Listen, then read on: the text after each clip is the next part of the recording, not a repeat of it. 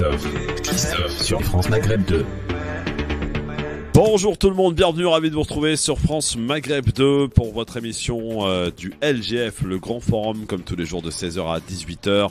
Avec et au programme dans cette émission, 3 sujets. Nous parlerons des vacances, du voyage au bled, budget illimité entre avion, bateau et puis argent sur place aussi parce que la vie a aussi augmenté. Et vous le verrez, c'est un peu compliqué, les budgets flambent.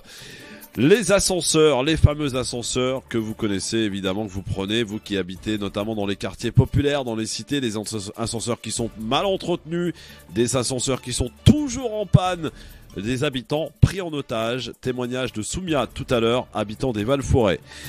Et puis nous allons aller sur le front des feux du côté de Arcachon en Gironde dans le 33. La situation est apocalyptique, on peut le dire, catastrophique. Nous serons dans un instant avec un témoignage exceptionnel de Thomas Guénaud, qui est bénévole, directement concerné. Il va nous expliquer ce qu'il se passe réellement, concrètement aujourd'hui, du côté de cette d'Arcachon, Gujan-Mestras, la Thèse de Buch et le Cap Ferret, toute cette région qui est en feu, en proie aux flammes, avec un lourd bilan évidemment côté hectares brûlés, et le feu n'est toujours pas maîtrisé. Nous y reviendrons évidemment avec ses conséquences. Aussi, nous sommes quelque peu parfois responsables par nos gestes qui peuvent coûter très cher et avoir de lourdes conséquences. On y reviendra, merci d'être avec nous. Bonjour à tous et bienvenue. Le Grand Forum, Christophe Rowe sur France Maghreb 2. Le Grand Forum. Eh oui, avec aujourd'hui dans cette émission et jusque 18h, ravi de vous retrouver. Et je vous propose d'accueillir Nadia Cherif. Ça faisait un petit moment qu'on l'avait pas eu, notre Nadia Cherif. Elle est loin de Paris, loin de la canicule des 40 degrés à Paris aujourd'hui. Nadia, bonjour. Nadia ? Où est-elle, notre Nadia ? Elle est tellement loin que ça y est, on l'a perdue. Hein ? Bon, j'espère qu'on va la retrouver. Est-ce que, par hasard, la belle histoire est avec nous ? Ah j'ai perdu tout le monde. C'est super. Hein, tout va bien. C'est génial. Je savais bien en même temps que techniquement, voilà, c'était pas ma journée. Hein, voilà. J'espère qu'ils vont nous retrouver en tout cas, Nadia et la belle histoire. Sofiane Garbaoui est arrivé dans nos studios. Comment ça va, mon Sofiane ? Bonsoir tout le monde. Ça va, écoute, ça va, un peu de circulation. Donc désolé pour les 5 minutes de retard. Ouais. Mais la circulation étant ce qu'elle est sur Paris, ça devient difficile quelquefois. C'est ça. Alors, alors normalement on devrait avoir retrouvé notre Nadia nationale. Nadia, bonjour. Oui, bonjour, comment vous allez tous ? Bonjour ma Nadia, alors dis-nous où tu es exactement, Nadia. Alors je suis au Maroc et dans une ville qui est merveilleuse et qui fait rêver, qui s'appelle Dakhla. Très bien, alors présente-nous un petit peu cette ville de Dakhla. Alors, c'est une ville qui est dans le sud Maroc, mais vraiment sud, près de la frontière mauritanienne. Elle a à peu près 300 km de la frontière mauritanienne et elle est très connue dans le monde entier parce que c'est le spot des kitesurfers, parce que c'est une lagune et donc il y a énormément de vent et depuis une trentaine d'années, les kitesurfers du monde entier s'y retrouvent parce qu'effectivement, il y a beaucoup de vent et une température assez bonne, 25 degrés à peu près tout au long de l'année. Ah, ça, c'est sympa. Donc, il n'y a pas les fortes chaleurs, mais il fait beau toute l'année et c'est juste en face des Canaries. Ça, c'est sympa. Voilà. 25 degrés, je dirais, donc, température idéale pour aller à la plage, tranquille. Ouais. Aujourd'hui, on a 41 à Paris. Merveilleux. Hein. 41 à Paris, Nadia. Ah non, mais moi je suis très bien là où je suis. Hein. Il y a du vent, il fait beau, on mange du bon poisson, le désert, la mer, que demande le peuple. Effectivement, tu as vu Sofiane un peu, hein, franchement. Bon, la belle histoire, est-ce qu'il est là, la belle histoire ? La belle histoire, on va le retrouver dans un instant. Très bien, avec vous mes amis, on va parler évidemment de ce premier sujet. Concernant les feux extraits. Alors ne bouge pas Nadia, je t'explique, techniquement tu vas pas entendre le son mais les auditeurs vont l'entendre, on y va. La fumée semble jaillir du cratère d'un volcan. Nous sommes pourtant bien au-dessus de la dune du Pilat. Le feu progresse de minute en minute dans sa direction. dévore hectare après hectare la forêt qui l'entoure. On a vu des phénomènes que les forestiers n'ont jamais vus avant, puisqu'on a des pins de 40 ans, les troncs éclatent par rapport à la température qu'on atteint. Malgré tous leurs efforts, les flammes ont progressé et englouti 1000 nouveaux hectares au total sur les 2 sinistres en Gironde, à la Teste de Bûche et à Landiras. Face à ces 2 incendies hors normes, l'inquiétude se lit sur tous les visages. Car depuis hier, la situation est extrêmement préoccupante. Mon Dieu, mais c'est un truc de fou. On a lancé un cri d'alarme, un cri d'alerte, en demandant non pas plus de moyens, mais juste que nos moyens soient tous disponibles. Vous savez combien il y a de Canadair qui marchent là? Vous savez combien il y en a qui marchent? La France il y en a plus de la moitié qui marchent pas, ou près de la moitié. La France est le pays européen le mieux équipé. C'est pas vrai. On raconte n'importe quoi. Ça, c'est la propagande. Il y en a assez de cette propagande tous les jours. Nous sommes déjà le pays européen qui dispose de la plus grosse flotte aérienne pour lutter face aux incendies. Et nous avons 3 nouveaux avions qui sont commandés ou en instance de livraison et d'autres qui viendront dans les années à venir, évidemment. On est 16 commandants de bord disponibles sur Canadair. Il faudrait qu'on soit 22 de façon à assurer une permanence des avions sur les feux lors des périodes de risque et lors des périodes de travail importantes comme on connaît à l'heure actuelle. Voilà, la situation est dramatique, apocalyptique même, devrais-je dire, du côté de la Gironde dans le 33, pour situer un petit peu. On est dans le sud-ouest, les amis, du côté de Arcachon, bien sûr. Alors, Sofiane, tu as vu les images, j'imagine. On fera d'ailleurs dans un instant avec un bénévole qui travaille sur le front, sur le terrain, pour nous expliquer réellement la situation. La situation est dramatique, apocalyptique. Et l'un des premiers syndicats de pompiers qui déplore un manque de moyens criant de la part du ministère de l'Intérieur dès le début. Oui, mais voilà, c'est un peu à l'image de tout ce qui est service public. Hein. N'oublions pas que les services de sécurité, incendie, etc., c'est des services publics. Donc à force de vouloir réduire la voilure, parce qu'on n'a qu'une vision comptable des situations, c'est-à-dire qu'on se dit... Ben voilà, s'il faut un camion, là où il faut 2 camions avec un seul, ça ira. Sauf qu'à un moment, ça va, jusqu'au jour où on est devant des catastrophes qui s'accumulent. Parce qu'aujourd'hui, les températures qui sont depuis une semaine, c'est un phénomène qui est récurrent depuis quelques années. Donc quelque part, on sait très bien que la problématique va se poser. Par contre, comme dans ce pays, on ne prévoit jamais rien, on attend que ça arrive. Quand ça arrive, on commence à pleurer, on commence à brasser de l'air, on commence à sortir des incantations magiques pour essayer de conjurer le sort, mais ça fonctionne pas. Aujourd'hui, ce qui se passe, c'est qu'on a des départs de feu, et là, quand même, il faut quand même rendre un peu. Il y a le climat n'y est pas pour grand chose. Il y a beaucoup de gens qui allument les feux. Hein. C'est souvent c'est criminel. Les conséquences. Alors au départ, pour ce qui s'est passé à Arcachon, on va être très clair, c'est une camionnette qui est tombée en panne et qui a pris feu. Donc là, c'était évidemment pas intentionnel. Mais effectivement, il y a eu d'autres départs de feu. Par exemple, lorsqu'on est en vacances et qu'on fume une cigarette dans la voiture et qu'on jette le mégot dans une région où il y a des pins partout, où vraiment tout est sec. Hier, il a fait 42,5 degrés du côté d'Arcachon. Je peux vous dire que ça met pas longtemps avant que le mégot prenne feu. Et vous y rajoutez un ingrédient qui est compliqué, c'est le vent qui change de direction régulièrement et qui empêche, si vous voulez, la maîtrise du feu par les pompiers. On est quand même à une semaine, Sofiane, que ça brûle dans le secteur. Il y a aussi la qualité du bois, la qualité de nos forêts. Nous sommes sur des résineux, donc du pin, et le pin, c'est hautement inflammable.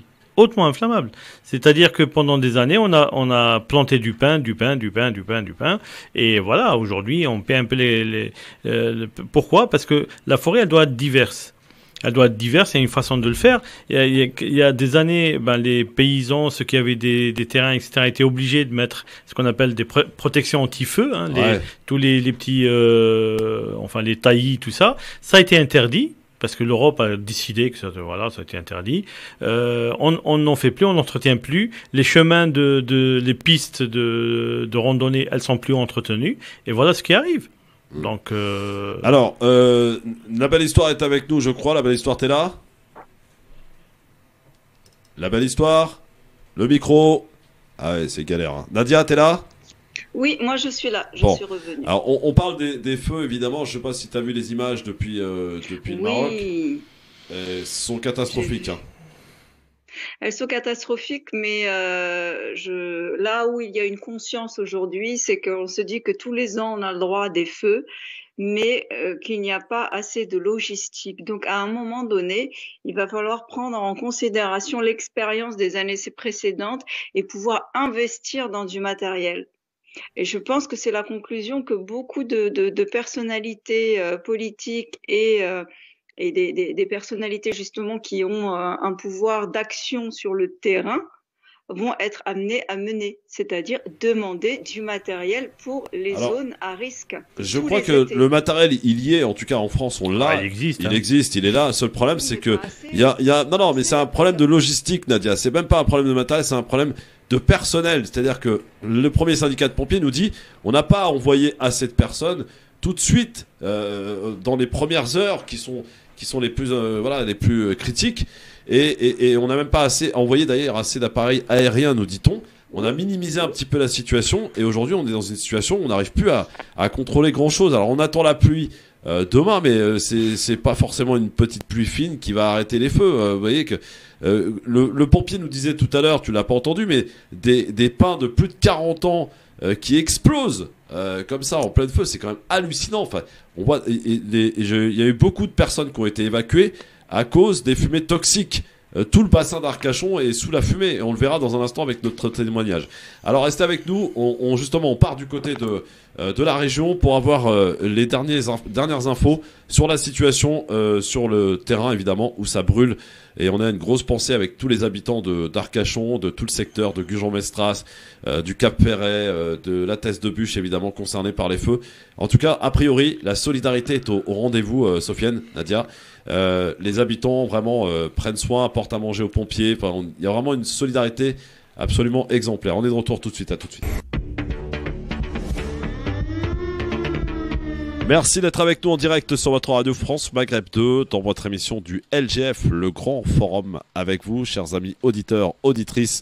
À mes côtés aujourd'hui, Sofiane Garbaoui évidemment, Nadia Cherif depuis le Maroc et Mam, la belle histoire aussi qui est avec nous. Tout le monde est avec nous. Normalement, tout va bien.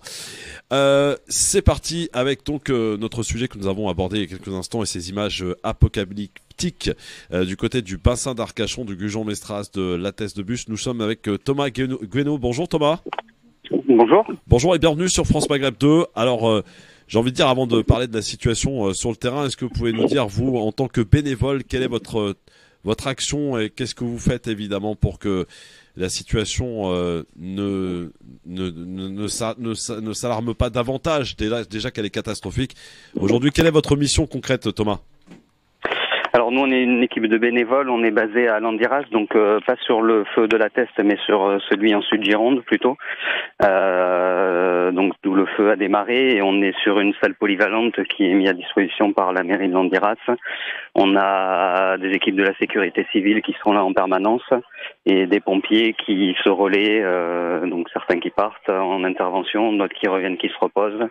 Et voilà, et nous on est toute une équipe de bénévoles, on collecte de la nourriture par les dons qui nous sont faits généreusement par les gens ou par des entreprises et des centres commerciaux, etc. Et donc on stocke tout ça, on rafraîchit ce qui a besoin de l'être, on leur fait à manger, on s'occupe d'eux, on essaye de faire en sorte qu'ils aient tout ce qu'ils veulent au moment où ils le veulent. Alors Thomas, alors, on essaie de les mettre dans de bonnes conditions pour qu'ils puissent. Et heureusement que vous êtes là d'ailleurs. Heureusement que vous êtes là pour aider évidemment les habitants, la population qui, j'en suis convaincu, doit être un petit peu affolée de ce qui se passe. La situation concrète aujourd'hui, est-ce qu'on parle toujours de feux non contrôlés à cette heure-ci ? Alors en tout cas, les infos effectivement sont un peu compliqué. Sur la Teste, il semblerait que ça soit très compliqué. Sur Landiras, sur la zone Landiras, du coup, on a des vents qui ont changé de sens dans la nuit et qui sont un peu tournants et qui vont encore évoluer. Donc voilà, le feu se déplace. Là, nous ce matin, on était dans la fumée. Ça s'est dégagé en en début d'après-midi là. Et puis là, le soleil est revenu et donc ça veut dire que le feu potentiellement va se déplacer vers encore une autre zone, quoi, dans un autre axe. Est-ce que évidemment les gens du feu, les pompiers qui sont très mobilisés, on voit d'ailleurs qu'il y a des pompiers qui sont arrivés de partout en France pour porter de l'aide aux pompiers déjà sur place. Est-ce qu'il y a des critiques qui remontent déjà d'ici jusqu'à Paris en disant qu'on a un peu sous-évalué la situation de la part du ministère de l'Intérieur qui a peiné à envoyer les renforts nécessaires tout de suite? Est-ce qu'on a ce petit bruit qui apparaît sur le terrain, Thomas? On n'en parle pas trop, nous, parce que notre but c'est de les mettre dans les meilleures conditions. C'est pas de voilà, le but maintenant, on en est là. Il faut faire chacun tout ce qui est enfin tout ce qu'on peut pour essayer de sortir de cette situation, essayer de maîtriser ces feux et puis essayer d'arrêter ces catastrophes. Donc oui, il y a des fois des échos qui disent qu'on aurait dû l'attaquer au début d'une telle manière, qu'au bout du 4e jour on aurait dû faire ci. Voilà. Après moi je suis pas pompier, je suis pas compétent pour dire ce qu'il faut faire ou ce qu'il faut pas faire. Donc voilà, nous on est là, on essaye de faire en sorte que tout se passe bien pour eux et qu'ils puissent intervenir selon les ordres de leur commandant, quoi. Ouais. Il y a espoir quand même auprès de la population. Est-ce qu'elle est dans quel état d'esprit elle est? Alors la population à Landiras, elle est évacuée depuis hier. Donc il y a plus il y a encore des chats, mais il y a plus d'habitants. On est un peu dans une ville fantôme. Depuis hier 16h, il y a plus personne. Donc après la population est très reconnaissante envers les pompiers, envers les équipes qui sont là. On n'a pas de poste de commandement ici. Il y en avait eu un au début du sinistre. Ils étaient basés ici et depuis ils se sont déplacés plusieurs fois. Et voilà, donc il y a des petits messages, des petites affiches, des petits draps avec des écritures sympas qui sont affichés un peu partout dans la ville à l'attention des pompiers. Et puis voilà, il y a un esprit d'entraide et de générosité qui est incroyable, quoi. Oui, la solidarité est au rendez-vous, Thomas, on en parlait il y a quelques instants. Pour finir, Thomas, vous avez, je crois, ouvert une page Facebook pour suivre un petit peu la situation sur le terrain. Ouais, alors en fait, à la base, c'est ma femme qui a créé la page là, parce que c'est vrai qu'on avait quelques difficultés à avoir des informations, à recouper tout ce qu'on pouvait lire. Et on s'est dit que ça pourrait nous être utile d'abord, parce que vu qu'on faisait les recherches, on s'est dit qu'on pouvait les centraliser peut-être. Et puis voilà, de fil en aiguille, mais aujourd'hui on est à quasiment 22 000 membres. Et voilà, on a beaucoup de demandes d'aide et beaucoup de gens qui proposent de l'aide. Et voilà, on est en train d'essayer de voir comment on peut faire quelque chose d'utile avec tout ça. Alors comment s'appelle la page Facebook, Thomas? Elle s'appelle Feu Landiras /Guillos /Balizac /Louchatz et alentour. On a rajouté, au début c'était Feu Landiras et puis on a rajouté un petit peu les villages aux alentours. Maintenant on en a malheureusement trop. Donc on peut pas tous les mettre et c'est bien triste. On vous mettra ça évidemment sur les réseaux du LGF. Merci beaucoup en tout cas Thomas et bon courage pour cette situation qui j'espère va vite se terminer. Ça fait quand même une semaine ça dure, c'est des milliers d'hectares qui sont partis en fumée. C'est des arbres évidemment centenaires pour beaucoup qui sont partis en fumée. C'est une situation chaotique sur le bassin d'Arcachon. Voilà, en tout cas solidarité totale avec vous. Merci beaucoup Thomas. Merci. Voilà. Pour la situation effectivement chaotique, je sais pas si tu connais un petit peu la région, Sofiane, mais pour vous donner un ordre d'idée, vous avez donc Arcachon et juste en face de Cap-Ferret, qui est vraiment très proche, je veux dire. Et le Cap-Ferret était sous fumée, donc on a évacué énormément de monde, que ce soit à Gujan-Mestras, à la Thèse de Buche, beaucoup de gens ont été évacués, des terrains de camping qui ont brûlé à plus de 80%. Aux alentours de la dune du Pilat. Grosse inquiétude d'ailleurs aux alentours de la dune du Pilat, puisque les conséquences aussi à cause des feux peuvent être dramatiques. C'est une situation effectivement, le feu, je veux dire, ça brûle facilement et on peut aujourd'hui en parler. On part tous en vacances, on commet tous des gestes qui peuvent avoir des conséquences dramatiques. Je veux dire, voilà, je veux pas dire que moi ça m'est jamais arrivé parce qu'on l'a déjà fait. Jeter un mégot de cigarette mal éteint, et ben voilà, les conséquences, ça peut aussi être à l'origine d'un feu. C'est toutes ces choses-là auxquelles il faut aujourd'hui faire attention. Et puis j'ai envie de dire aussi, mon cher Sofiane, je me souviens que l'année dernière, on parlait des incendies dramatiques en Algérie. Oui. Hein, qui étaient tous criminels. Qui étaient tous criminels, où beaucoup disaient oui, l'Algérie n'est pas équipée, etc., etc. Aujourd'hui, on a la France, 6e puissance mondiale, qui est quand même équipée et qui n'arrive pas à maîtriser des feux. Non, mais c'est pas juste. Non, mais je précise, c'est tout. Oui, voilà. Mais t'as bien raison t'as bien raison de le préciser. C'est pas juste une question d'équipement. D'abord, c'est une question de gestion de cette crise, parce que c'est une vraie crise. Et comme tu le dis, je pense que le ministre de l'Intérieur et son ministère n'ont pas pris à la mesure les conséquences qui pouvaient être induites par les départs de feu. Ils ont pris ça peut-être comme les années précédentes, que ça allait pas... Bon, voilà, on allait arrêter ça tout de suite, vite fait, bien fait, mais malheureusement... comme je disais au départ, on est sur des forêts résineuses, donc ce qui fait que c'est une matière très inflammable, et quand ça prend, il faut mettre les moyens tout de suite, beaucoup de moyens tout de suite. Effectivement, alors il n'y a pas que cette région-là qui en prend au feu, on parle aussi de l'Espagne, qui d'ailleurs il y a eu un pompier qui est décédé, au Portugal aussi, et c'est là chaque été, malheureusement, des feux absolument incroyables, Portugal, Espagne, l'année dernière, vous vous souvenez, les États-Unis, c'était très très très violent, la Grèce aussi. Et je crois, Nadia, peut-être tu peux nous le confirmer, toi qui es au Maroc, a priori aussi dans le Rif, il y aurait pas mal de feux en cours en ce moment. Tout à fait, c'est extrêmement malheureux, mais on a beaucoup de feux, et notamment effectivement le Rif est un endroit qui s'appelle la Arish aussi, si mes informations sont bonnes. Effectivement, on a des incidents. Ouais. C'est vraiment catastrophique, franchement, parce que on le dit, c'est vrai que c'est de la nature, etc. Mais la nature, elle est importante, Sofiane. Faut le rappeler, la nature se venge. Hein. Eh oui. Quand on la maltraite, elle se venge.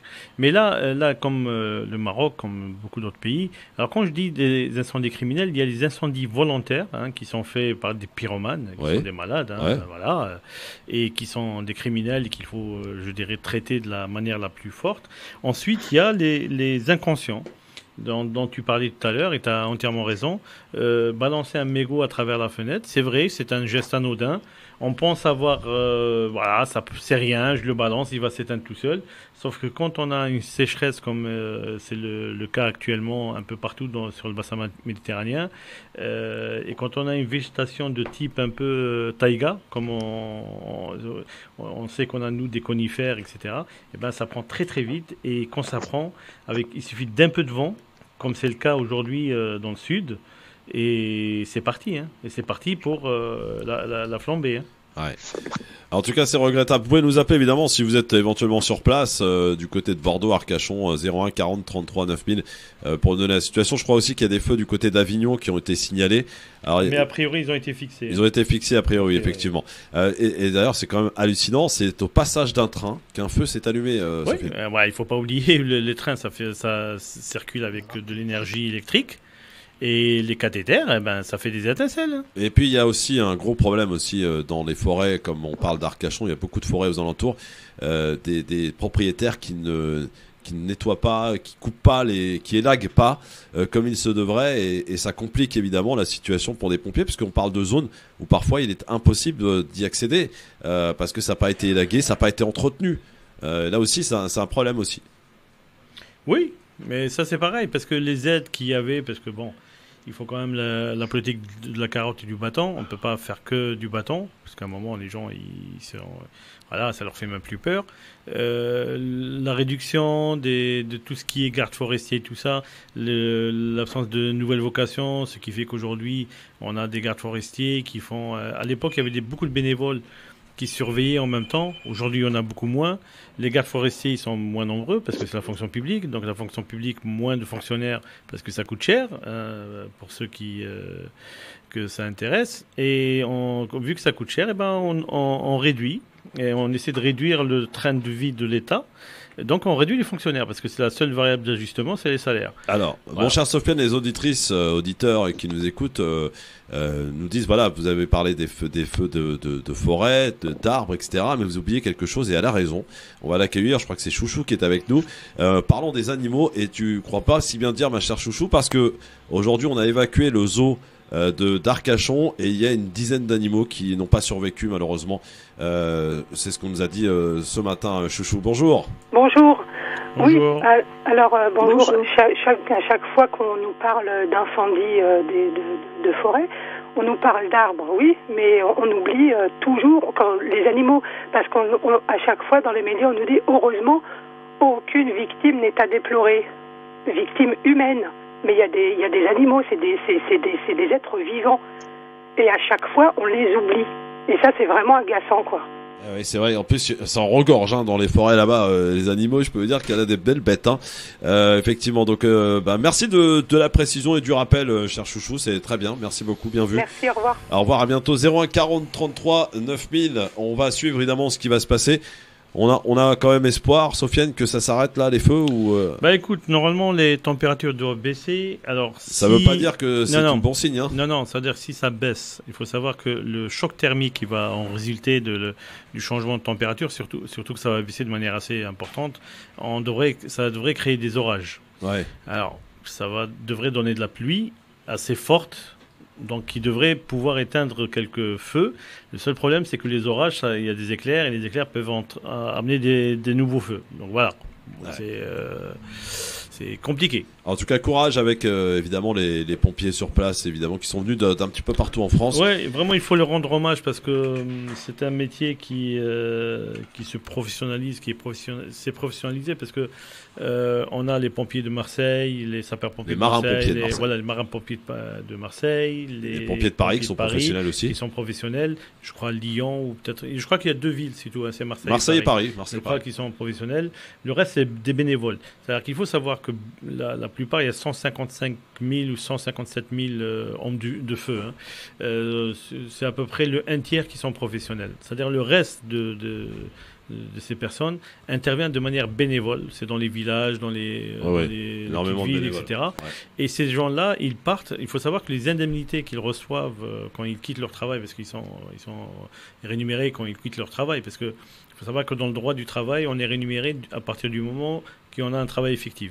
Donc moi je trouve que tous ces aspects-là, il faut les revoir parce que le bénévolat aujourd'hui, on demande de plus en plus de choses aux bénévoles, qu'ils soient professionnels, qu'ils soient au courant des lois, des techniques modernes, etc. Ils n'ont pas beaucoup de temps de formation, ils ne sont pas pris en charge quand ils sont en dehors quand ils sont dans l'intervention. Donc je pense qu'il faudrait revoir aussi et peut-être créer ce qui pourrait susciter de nouvelles vocations parce qu'aujourd'hui on est en deçà de ce qu'on devrait avoir comme personne intervenante. Alors, dans un instant, on va parler d'une situation que tu ne connais pas, Nadia, parce que tu es loin, au Maroc, et heureusement pour toi d'ailleurs. Ce qui s'est passé hier dans le RER B et D, dans le tunnel entre Châtelet et Gare du Nord. Une véritable, franchement, honte pour la SNCF et la RATP, parce qu'il faut savoir que... Non, pour mobilité Île-de-France. Oui, mais d'accord, mais bon, c'est la SNCF et la RATP qui gèrent, on est d'accord. Je suis désolé, moi je paie à mobilité Île-de-France, je ne paie pas à la SNCF. Bah oui, mais c'est elle qui gère, Sofiane. Non, c'est les opérateurs, d'accord. La gestion est assurée, c'est une délégation de service public qu'ils ont, mais la gestion reste mobilité d'Île-de-France. C'est-à-dire que les élus ne jouent pas leur rôle. Ça fait des années qu'on dit que le RRD, le RRB va exploser. Ça fait des années qu'on nous dit oui, bien sûr.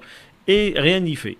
D'accord ? Et tous les ans, la août, etc., tout va te fermer, va te bloquer pendant 1 mois, 2 mois. On va nous dire qu'ils font des travaux. Je ne sais pas quel type de travaux. Hier, c'est à cause, évidemment, a priori, de malaises successifs face aux chaleurs, parce qu'il faut savoir que pour les usagers du RERD, oui, en France, on est bien en France, il n'y a pas de climatisation, c'est-à-dire que les fenêtres sont ouvertes, on est dans un four, 50, 60 degrés, en plein tunnel, avec plein de gens à l'intérieur, bloqué pendant 1 heure. Et bien, au bout d'un moment, l'humain, il essaie de trouver une solution. C'est ce qu'ils ont fait. Tu peux me dire où ça va, le RERD ? Non, il va nulle part. Non, il va d'où à où ? Il part pour le nord de Creil. Ouais. Jusqu'à Melun, Corbeil, voire Malesherbes dans le sud. Ouais, c'est des pauvres vers les pauvres, de chez les pauvres vers chez les pauvres, donc on s'en fout. Ouais. Non, c'est des bannis.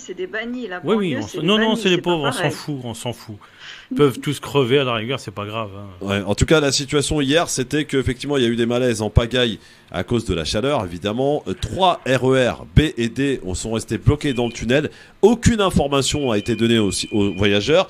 Du coup, on s'est retrouvé avec des gens qui étaient obligés de descendre des trains, et c'est parfois très haut, notamment pour le RERD, marcher sur les voies pendant 40 minutes, parce qu'ils étaient vraiment au milieu, entre Châtelet et Gare du Nord. Des enfants, des femmes avec des enfants, des gens avec des valises. La situation vraiment dramatique. Aujourd'hui, tout le monde se rejette la responsabilité. On en reparle de cette galère. Si vous y étiez, 01 40 39 000, à tout de suite. Merci d'être avec nous en direct sur votre radio France Maghreb 2 avec Sofiane Garbaoui, journaliste sur France Maghreb 2, directeur d'une agence de presse allemande, avec Nadia Cherif, notre bancaire et militante associative du côté de Dakhla au Maroc, et avec Mam La Belle Histoire qui est bel et bien là. On est d'accord, Mam? On est d'accord. Absolument. Bonjour, Mam. Oui, Mam, il est là quand même, notre Mam. Bonjour Sofiane et bonjour Nadia. Bonjour La Belle Histoire. Alors, on a un copain aussi à nous qui revient de vacances. Il était en Tunisie, notre Nasser Lagili national. Il est revenu. Comment ça va, mon Nasser? Ça va très très bien, Christophe. Je te remercie. Bon, au moins t'es pas dépaysé des températures tunisiennes là quand tu reviens sur Paris. Je me suis habitué sur. Salut Nasser. Oui. T'as fait bonne route, ça a été? Ça va très bien, je te remercie. Tu m'as ramené un peu de hérissa avec toi, j'espère. Il y en a partout maintenant, tu sais, ça s'exporte. Mais non, je préfère celle de la maison, c'est mieux. Tunisie, la vraie. La vraie. Là, c'est compliqué pour la faire venir. Bon, mon Nasser, les vacances se sont bien passées? Franchement, très très bien. Ouais, t'étais où? Dis-moi, alors t'étais où en Tunisie? J'ai fait Djerba, Sousse, Hammamet, Monastir, Tunis. Ouais, après, voilà, Bizerte rapidement, pas si longtemps. Ouais. Mais franchement, ça a été une très belle année, là, pour une très belle saison pour la Tunisie, puisque j'ai vu qu'il y avait énormément de monde. Les gens attendaient aussi avec impatience que les frontières entre l'Algérie et la Tunisie s'ouvrent. Ça y est, c'est fait. Ah oui, c'est fait. Il y a beaucoup d'Algériens. Il y a parce que d'après, oui, alors ils annoncent, mais moi d'après ce que j'ai vu, par rapport aux postes frontières, il y a pas beaucoup de passages quand même. Ouais, mais je pense que c'est le début. Je pense qu'au mois d'août, ça va être un peu plus, ouais. Tu sais, les Algériens voyagent beaucoup aussi, quand on regarde bien, c'est ceux qui font aussi développer l'économie du pays de la Tunisie, Ah oui, ça c'est vrai. En difficulté, il y avait eu 3 millions d'Algériens qui étaient venus et qui avaient sauver la saison touristique, faut le dire, voilà. Apporter le soutien et sauver la saison c'est ça. Du peuple tunisien, quoi. Ouais, mais c'est ça le vrai Maghreb uni. La solidarité, bien sûr. Alors, tu voulais nous dire quoi, mon cher Nasser? Moi, j'écoute l'émission depuis tout à l'heure. Ouais. J'ai entendu les problématiques qu'il pouvait y avoir au sein du RER B ou D. C'est ce que j'avais entendu. Oui.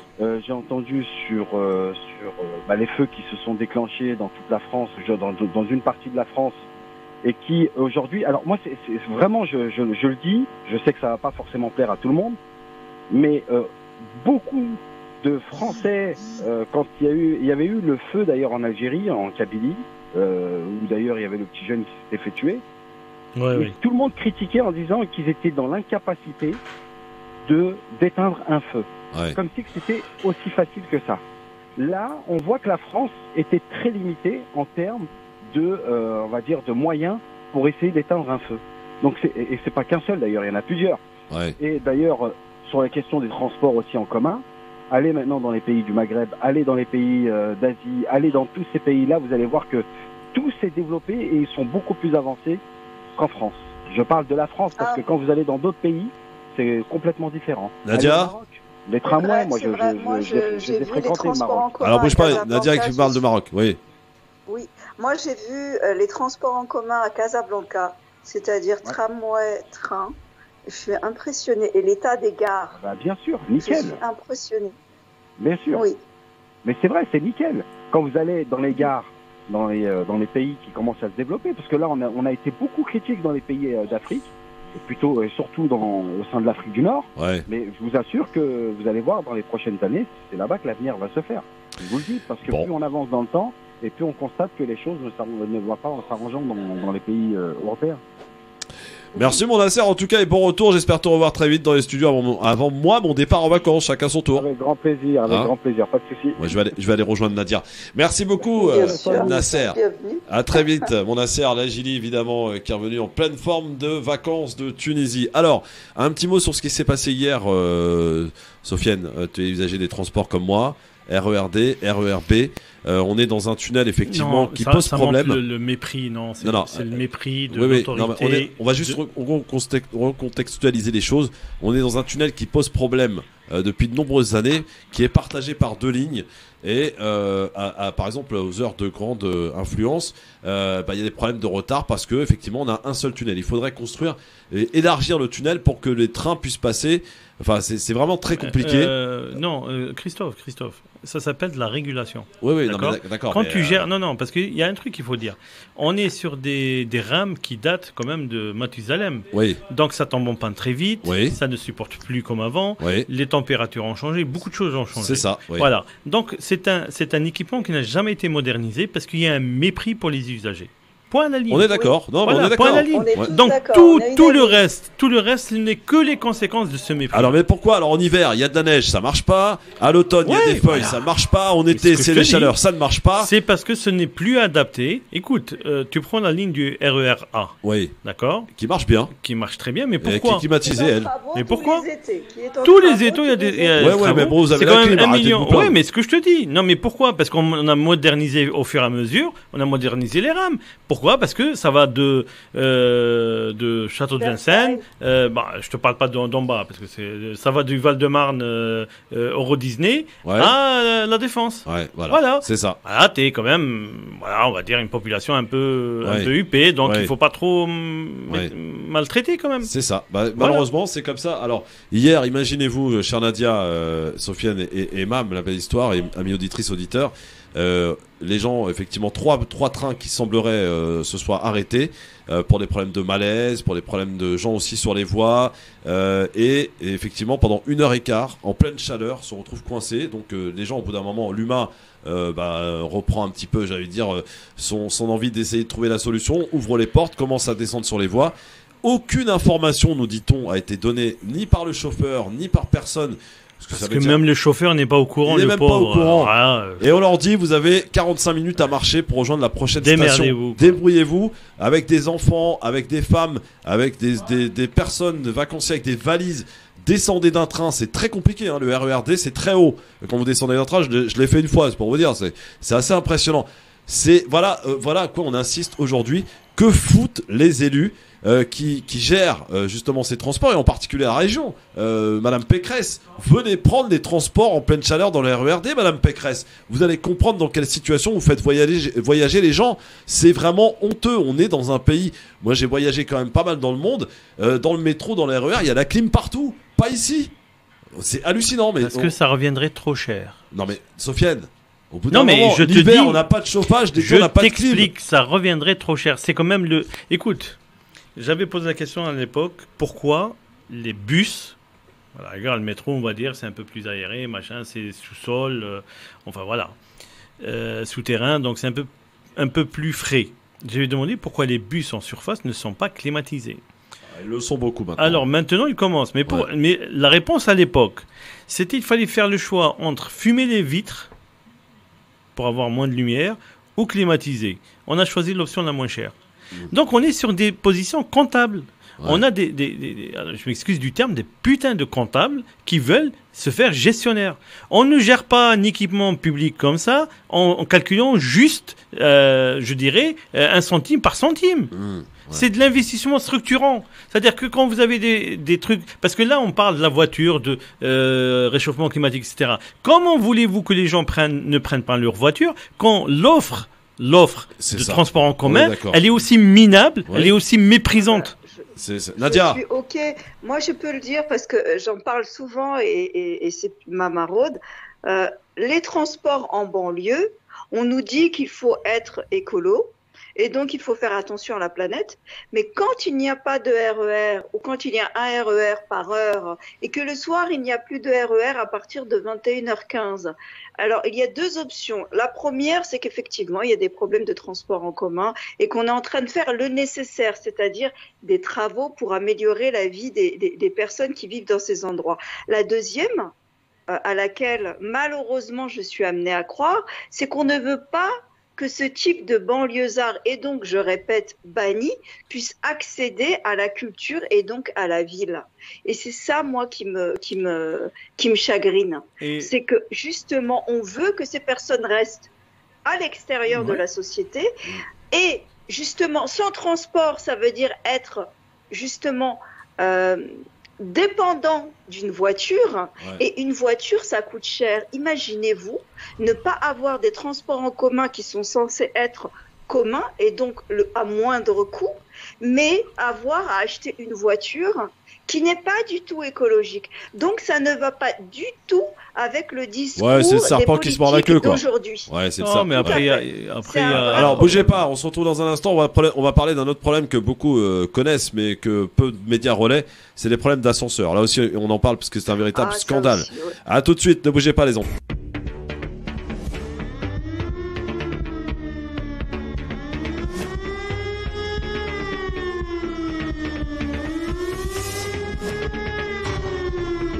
Merci d'être avec nous en direct sur votre radio France Maghreb 2 dans le LGF en ce mardi 19 juillet. Bon courage évidemment et pensez, je sais qu'on vous le répète régulièrement, mais à boire beaucoup, à vous réhydrater, absolument très important.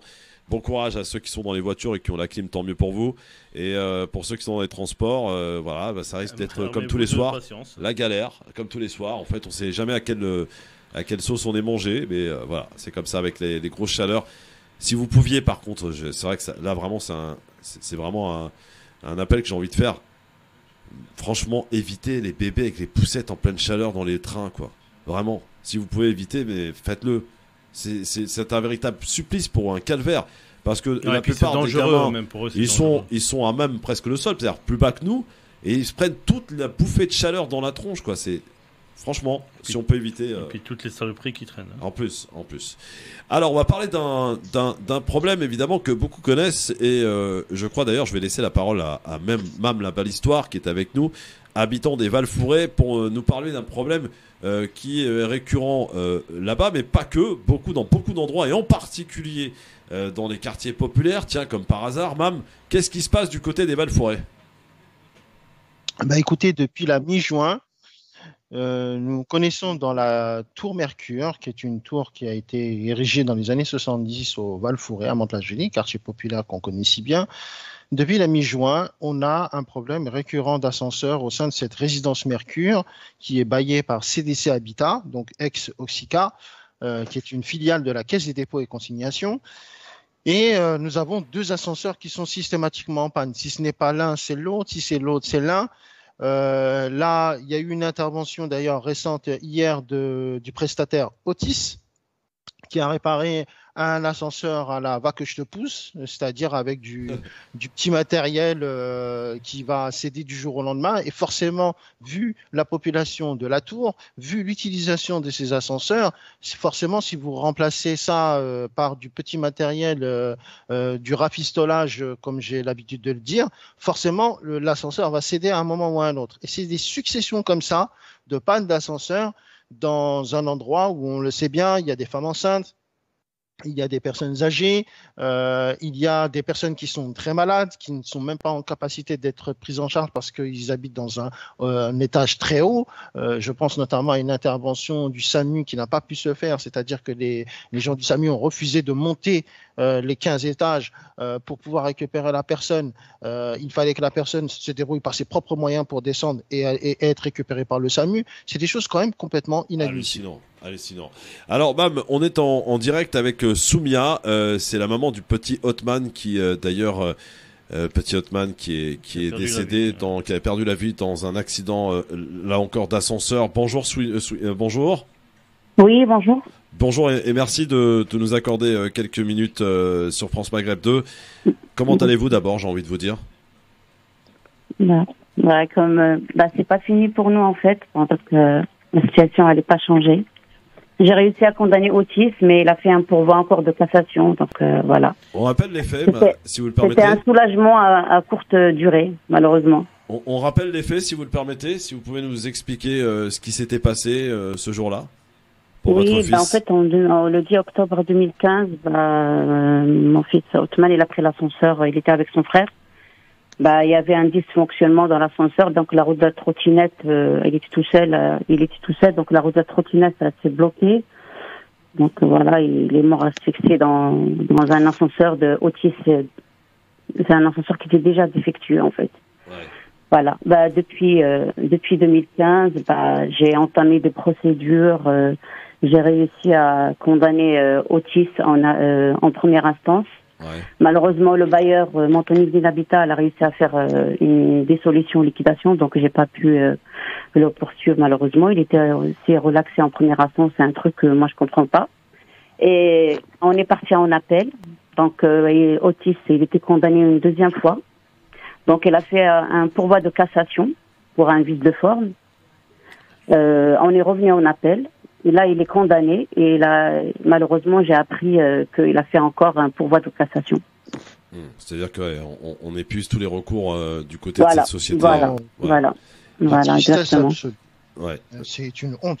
C'est une honte. Vraiment, vraiment. Voilà, comme il a dit la belle histoire, c'est vraiment une honte parce qu'ils pensent pas à nous, les parents. Oui. Quand même, ça fait 7 ans de combat, 7 ans de souffrance. On n'arrive pas à faire notre deuil. Donc voilà. Sofiane. Oui, tout d'abord, mes sincères condoléances et toute ma sympathie et je dirais ma solidarité avec vous. Moi-même, je suis père, donc je comprends tout à fait la douleur de perdre un enfant. En général, c'est deux qui doivent nous enterrer et non pas l'inverse. Donc vraiment, je suis très ému, mais voilà, je tenais à vous le dire. Ce qui est scandaleux, c'est que Otis, je pense qu'ils sont pas... Enfin voilà, c'est une multinationale. Ils savent qu'ils ont fait une bêtise et les juges l'ont démontré, et ce que je trouve scandaleux, ils ont même pas la décence de dire oui, on a fait une erreur, on la reconnaît, on va corriger l'erreur, mais voilà, le scandale il est là. Malheureusement, les accidents de la vie, c'est quelque chose de commun, ça aurait pas dû arriver, mais c'est des choses qui arrivent, on peut l'accepter. Mais quand on voit des multinationales de ce type s'essuyer sur la dignité des êtres humains pour quelques je dirais pièces de monnaie, voilà, c'est Judas, d'accord, tel que les chrétiens l'imaginent dans toute sa splendeur. Pour 30 deniers, ils sont prêts à vendre père et mère. Alors moi, pareillement, il n'y a pas les mots pour expliquer, même pas pour expliquer, pour vous présenter mes condoléances, mais c'est petit comparé à ce que vous vivez. Je le fais aussi en tant que maman, je l'imagine même pas et ça rentre même pas ça s'imagine pas. Mais concernant ce sujet des ascenseurs qui perdurent, parce que malheureusement, à chaque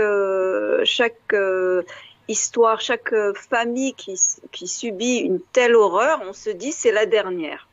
Or, ce n'est pas la dernière parce que, justement, comme vous dites parfaitement, tout dépend des zones et tout dépend des personnes qui sont impactées.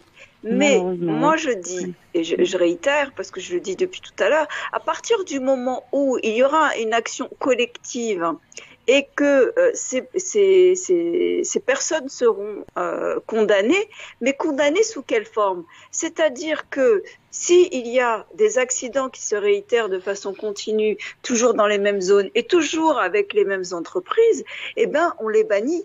C'est-à-dire qu'il n'y a plus de marché avec ce type de personnes. Et c'est ça qu'il faut voir aussi. Et quelles sont les possibles actions que peuvent faire les municipalités. Pourquoi je dis municipalité? Parce qu'il y a le privé et il y a le public. Le privé, évidemment, on n'a rien à faire. Mais quand ça concerne de gros lotissements avec un impact vis-à-vis des habitants et la commune, à un moment donné, la commune a la voix au chapitre. Et justement, la mauvaise publicité autour de cas comme cela peut éveiller les consciences, mais surtout faire mal au portefeuille. Juste, je peux rajouter quelque chose. Ça dépend beaucoup des bailleurs quand même. Moi, ce qui me scandalise d'autant plus, c'est que le bailleur, pour ne pas assumer ses responsabilités, c'est mis en faillite. Voilà. Ça, c'est Exactement. scandaleux. Ouais. Moi, je tenais quand même à rendre je dirais, mettre mon chapeau très haut pour l'OPHLM de Nanterre. Parce que moi, j'habite dans une résidence intermédiaire et on a un contrat avec pour les ascenseurs. On peut les appeler 24 sur 24, 7 jours sur 7 et ils interviennent. Mais c'est ce qui devrait être partout pareil. Pourquoi ? Parce que l'opérateur qui s'appelle maintenant COP Nanterre, ça s'appelait OPHLM Nanterre, on fait de telle manière que les contrats soient je dirais, coercitive et soit opposable de force de loi. C'est-à-dire que moi, j'attends pas que mon gardien appelle. Moi, je peux appeler. Il y a un numéro, on l'appelle, et je vous promets, c'est réglé le jour même. Quand c'est pas réglé le jour même, c'est parce que des fois, il y a une pièce qui manque ou n'importe, mais il y a toujours quelqu'un qui vient, quelle que soit l'heure. Alors justement, du côté des Val-Forêts, madame qui habite, qui est dans cette cité, pas dans cette tour en question, quelle est la situation aujourd'hui, chère madame, des problèmes récurrents d'ascenseurs? Je crois qu'il y a eu, il y a pas longtemps, le jour de marché, il n'y avait pas d'ascenseur du tout, donc impossibilité de descendre pour aller faire son marché. Ça occasionne des problématiques pour les personnes handicapées, pour les personnes âgées, avec en plus des grosses chaleurs. Et la belle histoire le disait tout à l'heure, et c'est ça le plus grave, l'intervention du SAMU qui n'a pas pu se faire parce qu'ils ont refusé de monter aux étages. Allô ? Oui, Somia, on vous écoute. Oui. Oui. En fait, la Tour Mercure, quand je déménageais, je suis pas loin de la Tour Mercure. Donc, on voit bien que on est dans le même parc en fait, et on voit bien que le problème des ascenseurs, il n'est pas résolu. Donc, 7 ans après le drame, il y a toujours ce problème, Mantes-la-Jolie, dans Mantes-la-Jolie. Donc, nous, on souhaite bien qu'il y aura des changements, au niveau d'Otis, au niveau de Bayer. Parce que là, pour la Tour Mercure, on voit bien que Otis, il a posé un devis de réparation pour le bailleur de 60 000 €. Et que le bailleur, malheureusement, il n'a pas validé, il n'a pas donné sa réponse pour ce devis. J'ai une information, c'est que les tours Mercure et les grandes tours qui sont autour, dans les environs, doivent être détruites pour mettre une nouvelle construction. Ah, tu veux dire que a priori, on a cette comment dirais-je, le fait de détruire ces cités, oui, on s'en occupe plus, on les entretient plus. On n'a plus besoin. Alors ils le font pour deux raisons. D'abord, ça coûte de l'argent et 60 000 pour eux, c'est énorme. Alors que CDC c'est quand même juste la caisse dépôt de consignation. L'année dernière, je crois qu'ils ont fait ça. Je crois que l'année dernière, ils ont dégagé un bénéfice de 50 milliards. Bon, je dis ça, je dis rien. Maintenant, concernant comment ils font, et en même temps, ça évite aux gens. C'est-à-dire quand le moment viendra pour la destruction, donc ils vont proposer aux gens des logements d'être logés ailleurs, ça obligera les gens de partir quand même si le lieu qu'on leur propose ne les intéresse pas. N'est pas adapté. Incroyable. Voilà. Incroyable. La belle histoire, tu nous confirmes? C'est des affaires c'est des manières de mafieux. On a affaire à une mafia. Ça, il faut le dire. On a affaire à une mafia. Et comme telle, il faut qu'elle soit détruite, qu'elle soit combattue. Et moi, j'invite tous les gens qui habitent dans ces tours d'aller se porter partie civile, parce que là, ce que tu disais, la belle histoire, par rapport au SAMU qui n'est pas pu intervenir, il y a un article de loi dans le code pénal qui s'appelle non-assistance à personne en danger. D'accord ? Et ça s'applique totalement. Parce Absolument. Que le fait de ne pas mettre les conditions pour qu'on puisse sauver une vie, c'est un crime on appelle ça un assassinat par destination. C'est-à-dire on fait de telle manière qu'on va assassiner les gens. Exactement. Mam, tu confirmes cette info donnée par Sofiane, donc ces cités qui sont peut-être amenées à la longue très très rapidement d'ailleurs à être détruites. Alors effectivement, le quartier dont est issue la Tour Mercure, le quartier central, pas très très loin du centre commercial et du traditionnel marché du Val-Forêt, va être détruit à terme. C'est d'ailleurs pour cela qu'on peut penser effectivement à juste titre que la tour n'intéresse en gros plus personne. Il y a eu un service de portage qui a été mis en place par le bailleur HLM, mais moi je considère à titre personnel que le portage pour moi c'est une forme mercantile quelque part de mettre en place un service qui doit être normalement un service qui devrait même pas exister. C'est-à-dire, il y a un ascenseur qui est en panne, je signe un contrat de bail avec un bailleur, je dois être en capacité d'avoir un service qui correspond au loyer que je paye avec le loyer de base, les charges Et les ascenseurs font partie des charges. C'est-à-dire qu'à partir du moment où ces habitants de Tours versent un loyer rubis-sur-l'ongle tous les mois, eh bien, à un moment donné, on est amené à avoir une qualité de service qui va avec. Moi, ce que je dis par rapport à cette situation-là, c'est qu'effectivement, il faut de toute urgence qu'il y ait une énorme mobilisation là-dessus. C'est vrai qu'on est le 19 juillet, mais peu importe. 24 heures sur 24, 16 jours sur 7, ça veut dire quelque chose. Les habitants de la Tour ont appelé Otis, j'allais dire quasiment les harcelants. Ouais. Malheureusement, c'est toujours après derrière en ayant des interventions, des rafistolages, et que cette affaire concerne le bailleur et son prestataire, et qu'à un moment donné, quand on va se retrouver avec des habitants de la Tour qui vont ce qu'on appelle faire le phénomène de blocage des loyers, je ne dis pas qu'on ne paye pas il faut le faire. Il faut bloquer les loyers. C'est le juge d'instance qui a la possibilité de donner l'autorisation de bloquer les loyers en attendant que le bailleur fasse son travail. Bah voilà, d'accord, mais tu sais, alors, prestataire Otis. Juste pour information, le blocage de loyer se fait au niveau de la caisse de dépôt et consignation. Absolument, justement, la filiale de la caisse des dépôts, une des filiales de la caisse des dépôts et consignation, c'est CDC Habitat. C'est exactement, voilà, c'est ce que je te dis. Non. En tout cas, il y a oui, Nadia. Est-ce que je peux rebondir là-dessus parce que il y a eu ce type de problème d'ascenseur et tout le monde en a entendu parler à Clichy-sous-Bois notamment aux Chênes Pointus. C'est catastrophique. Oh là là, le Chêne des Pointu. gens le Seine il est pointu, hein. Il est bien pointu, hein. Et voilà. Et vous avez eu C'est Mariam fait exprès. Cissé qui justement est une élue qui est fantastique et qui justement c'est l'habitat Non, mais c'est fait exprès. Voilà. On veut dégoûter les gens de rester. C'est une catastrophe. Et il y a des grands-mères, il y a des mamans, il y a des personnes handicapées qui habitent au 8e ou 9e étage. Ils ne peuvent pas descendre. Et vous vous rendez compte qu'on est en 2022 et qu'il y a un système de poulies pour aller monter la nourriture. Non mais... Ouais. D'ailleurs, je pense à un parce qu'on est en 2022. Je pense à quelqu'un qui s'appelle Fouad Benhamed, que vous connaissez peut-être, qui avait développé un système pour pouvoir aller chercher un système un peu particulier qu'on avait reçu d'ailleurs. Exactement. La mobilité verticale. Voilà. Et Fouad était venu nous en parler. Ça avait l'air mortel ce truc-là. Hier, Fouad Benhamed, on était en bas de la tour et il est venu, il s'est déplacé. Ouais. Donc il a regardé un peu, il a proposé son aide. Mais moi ce que je comprends pas, excusez-moi, mais moi aussi j'ai habité effectivement des cités, et alors il était pas rare que le week-end, lorsqu'on va faire, surtout le week-end, hein, c'est bizarre, hein, le week-end ça tombe en panne, on va faire les courses et tu te retrouves, moi j'habitais au 15e, je me rappelle, tu vas faire tes courses et tu reviens, les deux ascenseurs sont en panne. Tu te dis, ah là, là, c'est fait juste là t'es énervé. Hier, on était en bas, il y avait une vieille dame malvoyante. C'est la première question qu'elle a posée, c'était est-ce que l'ascenseur il marche? Voilà. Elle était essoufflée. Mais le problème, c'est que dans les immeubles, dans beaucoup d'endroits où il y a des ascenseurs, je veux dire, il y a un problème, il y a tout de suite le réparateur. Il y a des gens qui sont de garde dans ces sociétés pour pouvoir intervenir. J'en connais, je veux dire, il y a des gens qui travaillent dans les ascenseurs, ils savent, voilà, et qu'ils aillent dépanner tels ascenseurs dans tel endroit. On s'en tape parce que c'est les quartiers populaires, parce que c'est les tours, parce que c'est les endroits qu'on ne veut pas voir. Oui, malheureusement, le technicien samedi, il était là, on était là aussi. Il a dit ça va être que de dépannage parce que vraiment il y a un gros problème de pièces, voilà, c'est ça le problème. Et les pièces ne sont pas fabriquées en France, sont fabriquées en Allemagne. Pardon, parlez pas en même bah temps. Oui. Bientôt ça va être la guerre en Ukraine, nous dit la belle histoire. Bah évidemment. En tout cas, Soumia, merci d'être intervenu. Et bon courage. Et bon courage. Merci beaucoup. Et voilà. Beaucoup, Soumia. Merci, à très vite, Soumia. Merci, au revoir. À très bientôt. Voilà, Soumia, que je me rappelle avoir reçu ici.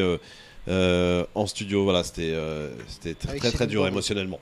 Voilà, Soumia qui a perdu son petit garçon Othman. Bon, qu'est-ce qu'on peut dire pour terminer? Peut-être un mot tous les trois, Sofiane, Nadia et la belle histoire sur cette problématique. Comment faire? Il y a eu des pistes quand même. Je vous écoutais. Il y a eu des pistes. Les habitants doivent se mobiliser, Sofiane. Oui. Écoute, c'est. Tu t'appelles Sofiane, toi? Je dirais non mais je peux te laisser la primeur de la réponse, Nadia, par courtoisie et par gentlemannerie. Oula. Bon, alors... Oui, non mais merci beaucoup. Par courtoisie. Mais par courtoisie, tout à fait. Non, mais justement, il faut la mobilisation des personnes qui y habitent et même des personnes qui n'y habitent pas, j'ai envie de dire. Parce que c'est du commun. Ça s'appelle vivre ensemble. Et je sais qu'à Clichy-sous-Bois, ça a été un tel chaos parce que c'est honteux pour l'image de la France. Et d'ailleurs, toutes les personnes qui ont envie justement de voir la misère de France et la misère qu'il y a eu dans le film Les Misérables, viennent régulièrement aux chaînes pointues regarder. Ça n'a pas changé. Ça va être détruit, mais pour l'instant, ça n'a pas changé. Et il y a toujours ce problème également d'ascenseur et de pourrissement de la situation. C'est inhumain de vivre dans ces conditions.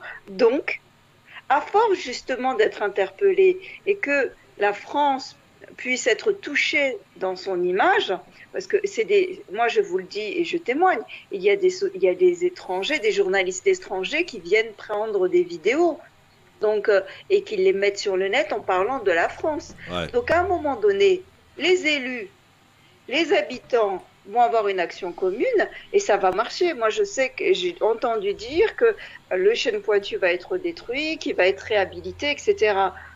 J'ai envie de dire il était temps. Mais en attendant, il y a toujours des gens qui subissent justement ces problèmes d'ascenseur. Ouais. Qui subissent au chêne pointu, mais ailleurs également. D'ailleurs, on en témoigne tous aujourd'hui. Sofiane. Oui, deux aspects. Je vais rebondir un peu sur ce que vient de dire Nadia. La dernière truc par rapport aux rénovations. Les rénovations permettent d'augmenter le prix et donc de chasser les habitants qui sont là-bas. Donc voilà. La rénovation, il faut prendre le mot avec beaucoup de pincettes. Il y a deux aspects que je pense les gens doivent d'abord se mobiliser pour eux-mêmes. Ouais. D'accord, les gens qui sont concernés par l'affaire. Et ensuite, faire mobiliser via les associations, via les personnalités, etc., un aspect beaucoup plus national. Mais il y a un deuxième aspect que les gens doivent prendre à leur compte, c'est l'aspect judiciaire. Ouais. Maintenant, parce qu'il n'y a que ça qui, aujourd'hui, fait un peu interpelle un tout petit peu. C'est que si on a tout le monde, je parle de l'immeuble là, Mercure, c'est ça la résidence Mercure. Ouais. Donc la résidence Mercure, si tous ces gens-là se mettaient d'accord pour aller faire une class action, comme on fait aux États-Unis, puisqu'aujourd'hui le droit français nous le permet, via des associations comme Que Choisir, etc., ils peuvent le faire. Ça coûte 30 € une adhésion à Que Choisir. D'accord ? Ça permet quand même de faire des actions de classe. Eh bien ça, parce que quand on est tout seul devant un tribunal, bon, écoutez, il est déçu parce qu'il voulait déménager, etc. Mais quand il y a tout un immeuble qui vient porter plainte contre Otis, contre le bailleur, là, les choses sont différentes. Eh ouais. Alors, la belle histoire pour terminer, parce que je sais que tu as pris ce problème à bras le corps, que tu as fait même des lives sur tes réseaux pour donner un petit peu, nous montrer la situation. Absolument. Donc, on a fait un live le 14 juillet, un autre 2 jours après. La situation n'avait toujours pas changé. À l'heure où on se parle, la situation n'a toujours pas évolué. On m'a même raconté, alors quand Fouad Benhamed a fait son intervention hier, il est venu au pied de la tour Mercure avec une élue. Il a été rapporté que, vous savez, dans les portes des ascenseurs, il y a des fameux QR codes pour que vous puissiez avoir effectivement des informations sur éventuellement l'historique des interventions. Ouais. Et il se trouve que ces QR codes sont complètement inefficaces parce qu'elles ne permettent pas de pouvoir donner des informations sur l'historique des interventions des ascensoristes. C'est donc, comme les caméras, ça c'est un scandale. Mais non, mais c'était le 14 juillet. Attends, le 14 juillet, ça fonctionne pas. C'est férié. Tu vois, oui, mais certes, mais bon, en tous les cas, il y a un service, on nous dit 24 sur 24, 7-7. On vient, on se moque du monde, on rafistole. Non, mais il faut voir s'il n'y a pas abus de biens sociaux, comme ça, parce que il faut savoir que ça, c'est une prestation qui est payée, donc si elle n'est pas assumée, c'est qu'il y a détournement de fonds publics. Ouais. Donc là, ce qui va se passer, bon, en tous les cas, on va continuer de suivre cette affaire, de faire en sorte effectivement que l'ensemble des habitants de la tour se fédèrent et effectivement envisager des procédures, parce que finalement, les gens ne réagissent, les bailleurs, les prestataires et un certain nombre de parties prenantes là-dedans ne réagissent que finalement que sur des aspects de procédure, parce que si on fait pas de la procédure, à un moment donné, on va tourner en rond pendant un certain nombre de temps, mais je pense qu'on est en bonne voie là-dessus et on va pas lâcher l'affaire sur cette question. Et on lâche pas l'affaire et on en a parlé aujourd'hui et il était bon d'en parler. Et évidemment, bon courage à toutes celles et ceux qui habitent évidemment dans ces tours, parce qu'on parlait des Val-Fourets, parce que c'était l'exemple qui était donné aujourd'hui. Et on pouvait parler aussi de chêne pointu, Nadia l'a fait, mais on peut parler de beaucoup d'endroits, je pense à Marseille, dans les endroits vraiment, dans les cités catastrophiques, pareil, les ascenseurs, c'est vraiment Si, avec les ascenseurs, tu me diras. Vraiment, à Aulnay, du côté de Villepinte, de Sevran, voilà, dans tous ces endroits, dans le 94 aussi, il y a tous ces endroits qui sont concernés. Corbeil-Essonnes aussi, voilà, plein d'endroits. Grigny. Reste tomber Grigny. Voilà, tous ces problèmes d'ascenseurs, beaucoup les connaissent évidemment et on en a parlé aujourd'hui. Dans un instant, on va un petit peu s'alléger l'esprit. Quoique. Les voyages au bled, oui, on les prépare tous, on les anticipe, on les prépare, on les envie. Mais maintenant, c'est budget illimité, les enfants. Entre les billets d'avion, entre les billets de bateau, entre la voiture, entre la vie sur place qui a augmenté aussi, il faut le dire. C'est budget illimité à plusieurs milliers d'euros selon que l'on ait des enfants ou pas. On en reparle dans un instant. Voyage au bled, budget illimité 01 40 33 9000. À tout de suite.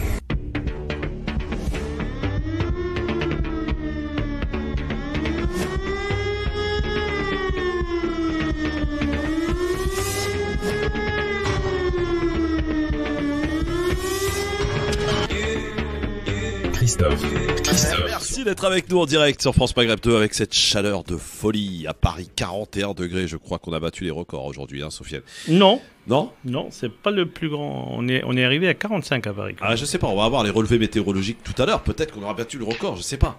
Je viens d'ouvrir la fenêtre, en tout cas, c'est un four, tu vois. C'est comme tu rentres dans un four. Ça nous arrive pas souvent de rentrer dans un four. Tu me diras, hein, on met plutôt des gâteaux ou de la viande, mais pas des humains. Hein. Vous allez comprendre pourquoi les Africains prennent la mer. Ah ouais, et ben voilà.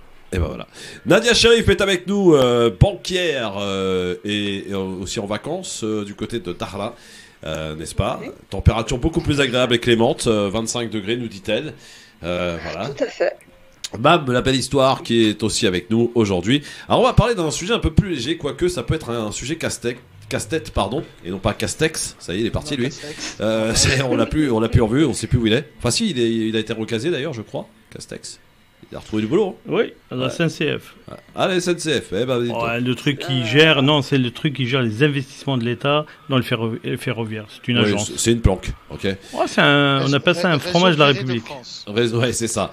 Alors, on va parler des voyages au bled, parce que beaucoup, évidemment, et beaucoup les anticipent, beaucoup les préparent, les envient aussi, parce que il suffit d'aller retrouver la famille, effectivement, d'emmener les enfants pendant un certain temps, l'été, au bled, que ce soit en Algérie, en Tunisie ou au Maroc. On parle des 3 pays, en l'occurrence du Maghreb, qu'on connaît, bien qu'il y ait 5 pays dans le Maghreb, on les oublie souvent.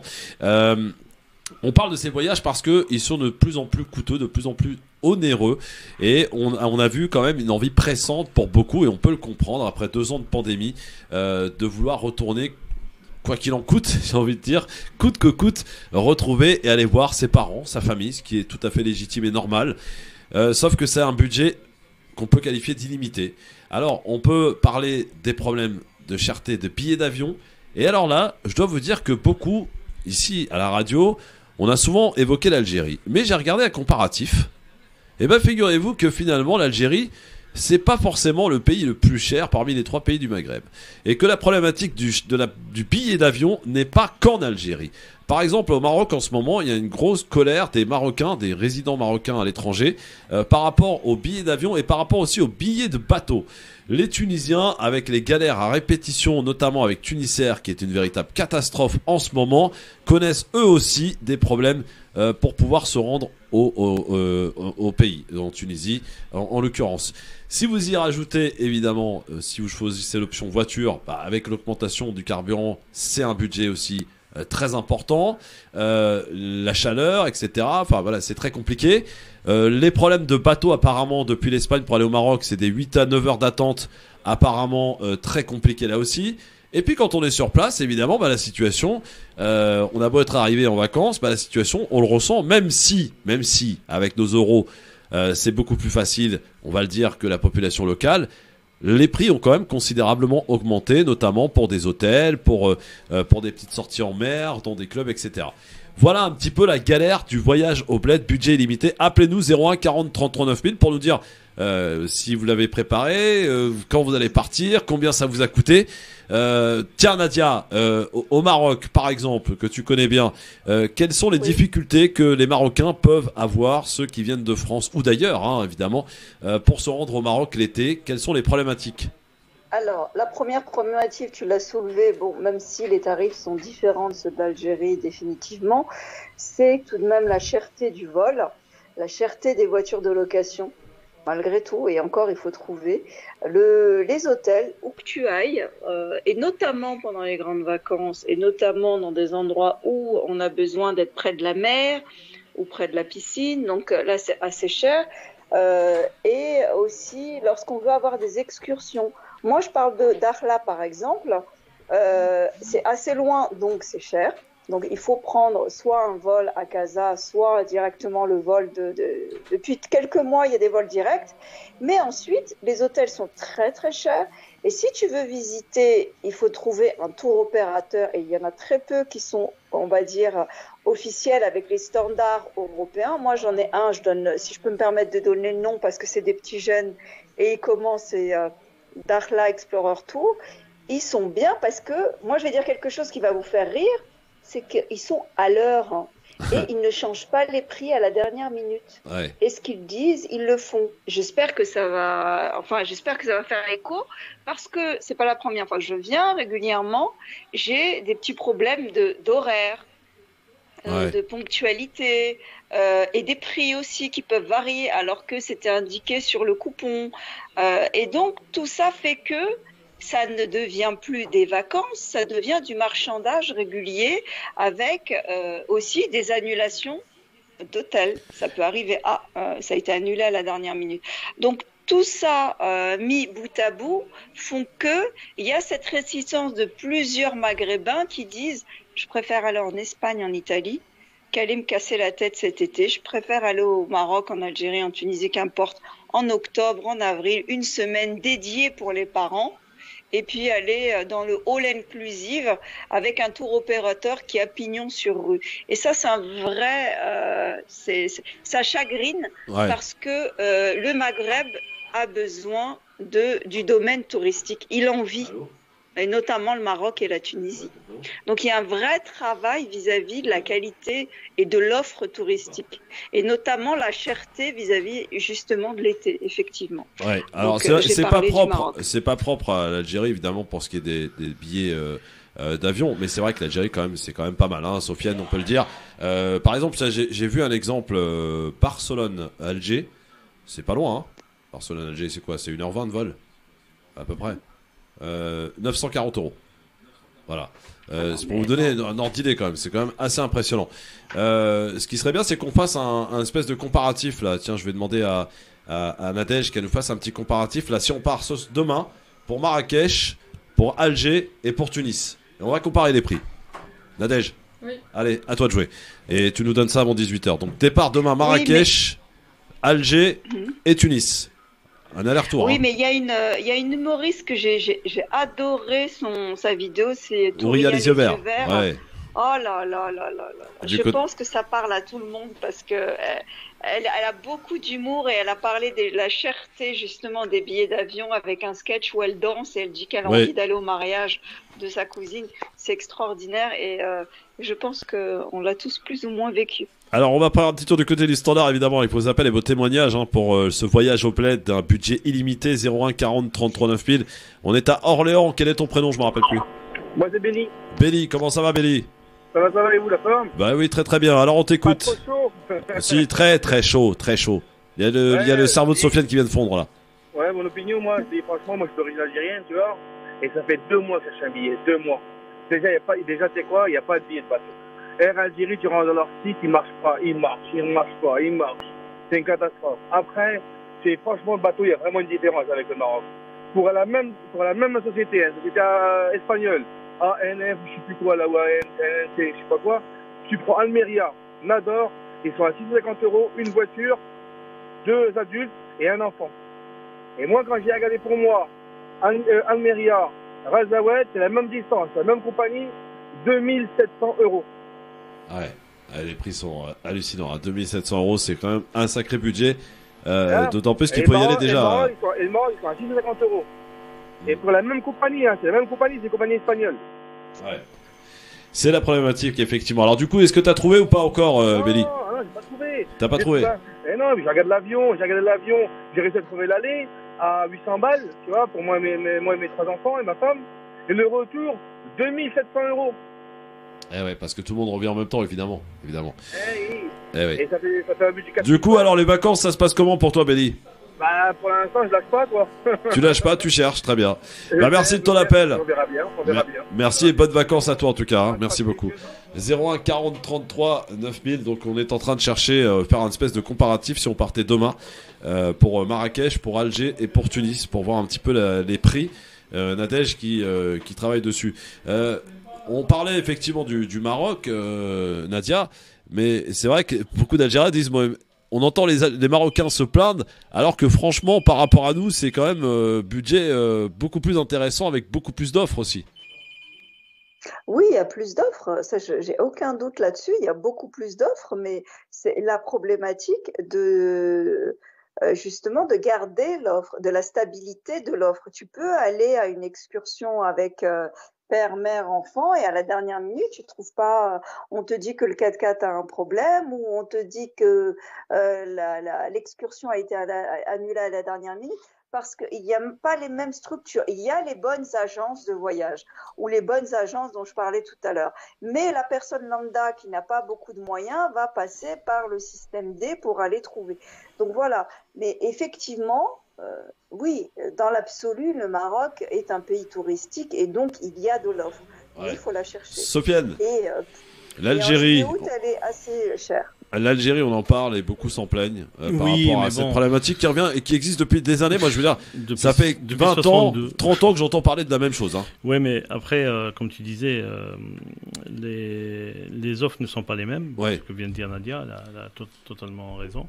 Ensuite, moi, je vais donner une petite information. Il faut savoir que l'Algérie, par exemple, sur les aéroports européens, paie une taxe, ils appellent ça la taxe sécurité, qui est supérieure. D'accord, aux autres que aucune compagnie ne paie, et ce qui fait que le prix se retrouve déjà, je crois qu'elle est 125 € par billet.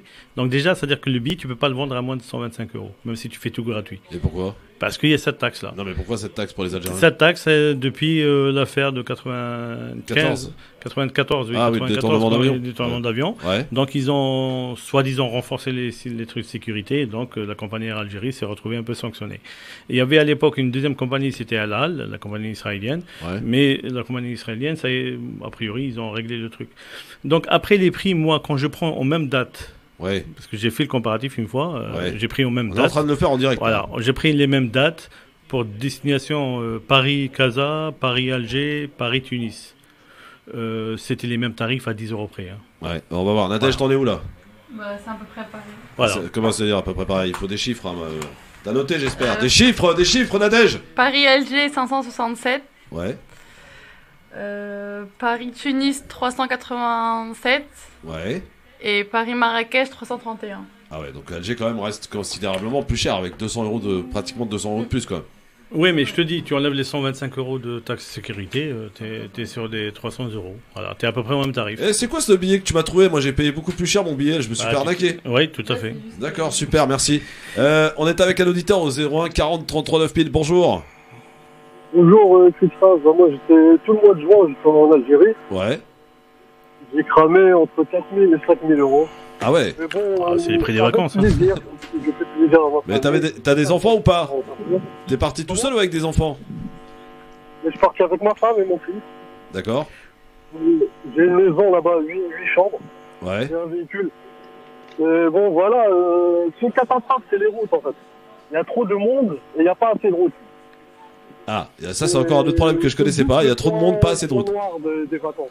Ouais. Voilà. T'es dans quel secteur d'Algérie ? Moi je suis en Kabylie. En Kabylie. Ouais. À 20 km de Bjaya. C'est une catastrophe. Les routes, franchement, c'est une catastrophe pour un pays exportateur. Et t'es parti combien de temps ? Combien de temps t'es parti ? Je suis parti au Maroc, je suis parti en Turquie. Non, t'es parti combien de temps d'Algérie ? Comment ? Combien de temps tu es parti en Algérie ? Au mois de juin. Je suis parti tout le mois de juin. Tout le mois de juin et t'as cramé 5000 balles.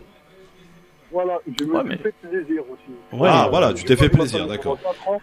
C'était la période du coronavirus. Et bon, voilà. Nous, il n'y a pas de coronavirus en Algérie, hein, tout va bien. Ouais. Merci en tout cas, et ben j'espère que tu as bien profité de tes vacances. Donc 5000 balles, comme c'est un budget, Sofiane. C'est pour ça Ouais, que je parlais c'est de sûr que c'est un budget, limité. oui, mais c'est un budget, mais en même temps, quand tu pars en vacances, tu regardes pas les dépenses. Hein. Bah, tu regardes pas, tu peux pas dépenser plus que t'as. Hein. Non, tu dépenses pas. Les gens, en général, quand ils partent, ils mettent un peu de côté. On sait bien qu'ils préparent les vacances au bled. Hein. Les vacances au bled, on met de l'argent à côté, comme on fait pour la caisse pour l'épargne. Donc il n'y a rien de... Bon, tu connaissais cette problématique de trop de monde et pas assez de route? Alors, trop de monde, pas assez de route, je pense qu'il y a trop de monde pendant les vacances, oui, sur les routes. Ouais. Mais un peu partout. Hein. Ici, on a des autoroutes. À la rigueur, il en faudrait le double. Mais bon, c'est pas parce qu'on va construire plus de routes qu'il y aura moins de monde. Ouais. Alors, on est avec Salim de l'Essonne. Salut Salim. Salut tout le monde. Salut Salim. Salut Salim. Bon, les vacances, ça se passe comment cette année? Bah, moi, c'est prévu pour le mois d'août, le 4 août. Ouais, tu pars où? Moi, je pars en Algérie avec ma femme et mon fils. Ouais. Bateau ou avion? Avion. Avion. Air France. T'as payé combien? 500 euros. 500 euros par personne? Ouais. Bon, pour un mois d'août, ça reste convenable, non? Orly-Alger. Ouais, aller-retour. Pas de bagages? Si, on a mais pas plus de 30 kilos. D'accord. Ouais, c'est bien déjà. Ouais. C'est bien. Ouais, c'est bien. 500 balles pour le mois d'août, c'est correct, hein? Ça fait 250 allées, 250 retours. Ouais, c'est ça, ça fait 250 allées. Après, tu pars le 4, tu reviens quand? Le 13 septembre. Ah oui, voilà. Ah ouais. Il revient en dehors des périodes. Oui. Si t'étais revenu fin août, ça t'aurait coûté beaucoup plus cher, ouais. Jusqu'au 4, jusqu'au 5 septembre, les prix restent chauds. Bah oui, c'est normal, tout le monde revient en même temps. Il y a une offre. Non, il y a demande. les gens, enfin, moi, ce qui me fait un peu sourire, c'est que les gens oublient qu'on est régi par l'offre, la loi de l'offre et la demande. Oui. Donc, moi, je suis à une compagnie d'aviation, je vends mes billets à 1000 euros, je remplis 2 fois mes avions, bah, je les laisserai à 1000 euros. Pourquoi tu veux que je les baisse? Ouais, en plus, ça marche et c'est plein. Les avions sont pleins, donc forcément, évidemment. Ah oui. Eh bien, bonnes vacances à toi, mon Salim, alors. Ok, bah merci, vous aussi. Et t'as prévu un budget de combien pour rester là-bas? Oh, je vais peut-être prévoir 500, 600 euros, je pense. 600 euros pour le mois, mais tu rigoles ou quoi? Tu vas rien faire du tout. Oh, mais c'est ce qu'il dit. Bah oui, mais pour sortir. Non, mais 600 euros pour un mois, c'est il emmène 600 ou 500 euros avec lui d'ici. Ouais. Avec tout ce qu'il a planqué là-bas, c'est bon. On va faire la jonction. N'est-ce pas, Slim? Merci, Salim. Bonnes vacances à toi. Bonnes vacances à toi et à la petite famille. Avec tout ce qu'il a planqué là-bas, j'adore. Alors, on a fait notre petit comparatif. Nadège, je rappelle, donc, on a fait un départ pour demain. C'est quand le retour d'ailleurs? Bah, j'ai pris juste l'aller, moi. Ah, t'as pris juste... Ah, juste l'aller? Ouais. Ah ouais, d'accord. Alors attends, on va répéter, Nadège, c'est important. Juste l'aller, donc au départ de demain, Paris, Marrakech, Alger ou Tunis. Donc rappelle-nous les prix. Allez, Zaïfa. Paris-Marrakech, 331. Ouais. Paris-Tunis, 387. Et Paris-Alger. Paris-Alger, 564. 564, là on parle bien que de l'aller, hein. Attention, vous vous démerdez pour rentrer après, hein. Évidemment. Ah, il rentre par non, mais les petits bateaux là, qui traversent la Méditerranée. C'est quand même des prix assez élevés quand même, faut le dire. Juste aller, ça reste assez onéreux, on va dire. 01 40 39 000, on parle des budgets des vacances, budget illimité pour les voyages direction le bled. Et du coup, c'est vrai, préfère. Alors c'est peut-être pas une bonne idée, hein, mais d'aller en Espagne ou en Italie, parce que l'Espagne, Italie, bah, alors peut-être que le transport, ça revient un peu moins cher et encore, mais la vie sur place est beaucoup plus chère par contre. Fais un Paris-Alicante aujourd'hui, pour demain. Fais Paris-Alicante, Nadège. Paris-Alicante pour demain. Juste aller, hein. On va voir. À 300 euros. 400 euros. Ouais. Et on a envie de voyager, on a envie de partir en vacances, les enfants. 01 40 39 000 avec cette chaleur de ouf à Paris. Franchement, on a vraiment pas envie d'être là.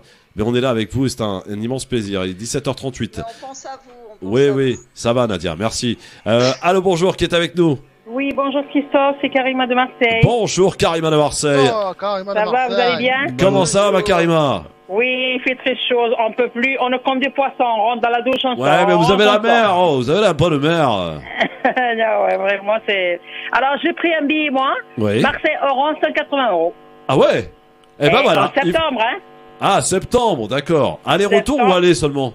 Oui, aller-retour, je pars le 10 et je viens je pars le 10 septembre et je viens le 12 octobre. 180 euros. 180 €. Voilà, avec bagage de 30 kilos. Eh ben, faut venir à Marseille. Voilà, vous prenez votre avion. Déjà, c'est une petite merci astuce. la mer Méditerranée. Voilà, c'est sympa. En plus, c'est. Non, mais aller en dehors des vacances scolaires. Des vacances bien sûr. scolaires, des grandes affluences. Elle a totalement raison. Ouais, mais quand t'as des enfants. Oui, mais on est bien d'accord, mais c'est pas parce qu'on. Oui, mais après. Je dis quand même quelque chose qui a son importance. On est dans des pays qui sont censés être des pays capitalistes. D'accord. Ouais. Donc les prix des avions, etc., sont soumis à des lois de marché. Si on n'est pas d'accord avec ça, ben on vote pour un régime communiste. Ouais. Bon voyage en tout cas et bonnes vacances, ma chère Karima. Vous merci. Êtes gentil. Bonne journée. 01 40 33 9000. Alors on est à combien Paris-Alicante? Combien? Quoi? 193. C'est le moins cher. Là, c'est à quelle compagnie? Départ? Quelle compagnie? À 21h. Ah, 21h. Ça, ouais. Tu fais une journée de vacances. Allez, budget limité, vacances au bled, 01 40 33 9000, à tout de suite.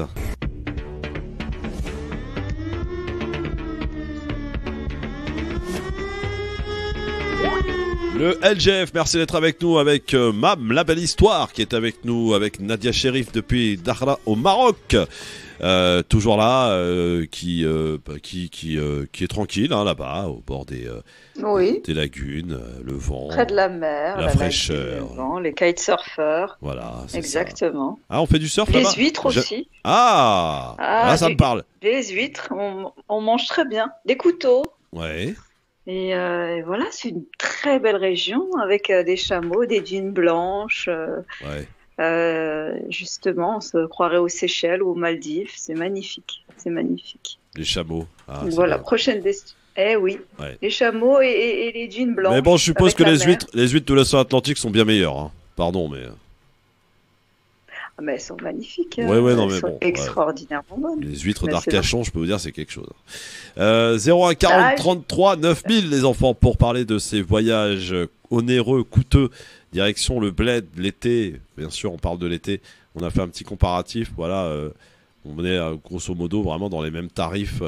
Si on y ajoute l'information donnée par notre amie Sofiane, que je ne savais pas d'ailleurs, que l'Algérie, les compagnies algériennes doivent payer une taxe que les autres ne payent pas. Algérie, hein. Air Algérie. Il n'y a pas d'autres compagnies algériennes. Et Air France ne paye pas, évidemment. Non. Voilà. Mais pourtant, c'est les mêmes prix. Ouais, écoute, voilà. Non, mais là, après, on revient à ce que je disais tout à l'heure, c'est l'offre et la demande. Moi, je suis compagnie aérienne, je mets mes billets à 1000 €. Je peux remplir 2 fois dans la même journée mon avion. Donc, je ne vais pas baisser les prix. Ouais. Sabrina est avec nous. Elle nous appelle d'où, notre Sabrina? Approche de Orly, justement. Approche d'Orly. Tu t'en vas? Tu pars en vacances? C'est ça, Sabrina? Non, du tout. C'est en dernière minute pour cause de budget aussi, comme tout le monde. Ouais. Et on est obligé d'évoquer aussi les bagages à rajouter. Ah oui, c'est vrai. Ça, parce que finalement, le billet, on le voit à un certain prix, et puis on avance dans la démarche de l'inscription pour prendre notre billet, donc ça devient de plus en plus cher. C'est vrai que ça rajoute considérablement le prix du billet, hein, les bagages. Hein. Non, et après, tu as la ligne qui coince, et quand tu refais, le billet, il a pris 200 € de plus. Ouais, c'est ça. Alors, une petite astuce. Tiens, une petite astuce, vous qui cherchez des billets d'avion dans différentes compagnies sur Internet. Alors, il paraît, ça je vais pas confirmer, mais il paraît que la nuit, c'est moins cher. Notamment entre 2h et 5h du matin. Et surtout, quand vous faites des recherches sur différents sites et que vous revenez, vous avez remarqué que ça a augmenté. Parce qu'en fait, on garde des traceurs, vous savez, les fameux traceurs sur Internet. Cookies. Et cookies. Voilà. Et il faut pas oublier de les supprimer, ces cookies. Il faut mettre une navigation privée. Voilà. Vous mettez en navigation privée, exactement. Bonne astuce, Sofiane. Et là, vous allez voir que c'est pas la même chose. Et ça peut prendre jusqu'à pratiquement 50 €, hein, parfois. Plus que ça. Ouais. Et je vous donne une autre astuce, cher Christophe. Si vous avez la possibilité d'avoir un VPN, vous faites votre demande comme si vous étiez aux États-Unis. En achetant votre billet depuis les États-Unis, par exemple, vous prenez un Paris-Alger, vous êtes à 300 € en aller-retour. Ah ouais. Pour le mois d'août. Ah ouais. J'ai dit ça, j'ai rien dit. Hein. T'as rien dit. Personne n'a entendu, évidemment. Sabrina, du coup, vous partez où cet été? Comment mais il faut expliquer ce que c'est que le Non, VPN. VPN. C'est Alors, VPN. Tiens, on sent qu'elle est intéressée là. Alors, d'abord, je suis pas. Non, je l'ai. C'est pour ça, pour les autres. Alors, VPN, c'est juste une sorte de logiciel qui vous permet de ne pas situer votre ordinateur là où vous êtes censé être. D'accord. Voilà. Tout simplement. Et bien à ce moment-là, vous passez votre demande, c'est que vous vous installez aux États-Unis, virtuellement bien sûr, parce que vous allez ne pas y aller. Donc virtuellement, votre ordinateur sera considéré comme étant aux États-Unis. Donc quand vous faites la demande, c'est comme si vous faisiez la demande depuis les États-Unis. Et les prix, je ne sais pas pourquoi, le prix en achetant un billet aux États-Unis, Paris-Alger, ça coûte 200-300 euros de moins. Ah ouais. Bon, voilà une petite astuce, Sabrina. Mais on n'a rien dit. Hein. Vous partez où, Sabrina? Et pour le moment, nulle part. Ah mince. C'est-à-dire qu'en général, c'est 48 heures avant mes congés, je recherche une destination. D'accord. Bien souvent, oui, dernièrement, je suis en Espagne, parce que le tout compris était plus intéressant qu'un propre billet. Alors pas forcément. Alors là, je suis pas d'accord avec vous, Sabrina. Non. Le tout compris est pas forcément plus intéressant. Non. Loin de là. Vous prenez par exemple, je sais pas, on va prendre un exemple, on va partir en Espagne, Sabrina, hein, puisque vous avez dit on va partir à Alicante, voilà. Vous décidez de trouver un club en tout inclus, en all inclusive, d'ailleurs que je déteste, et vous allez, voilà, donc tout compris, hein, l'avion, machin truc. Vous regardez le budget et puis après vous faites votre truc à part. Vous prenez vos billets d'avion, vous cherchez votre propre hôtel.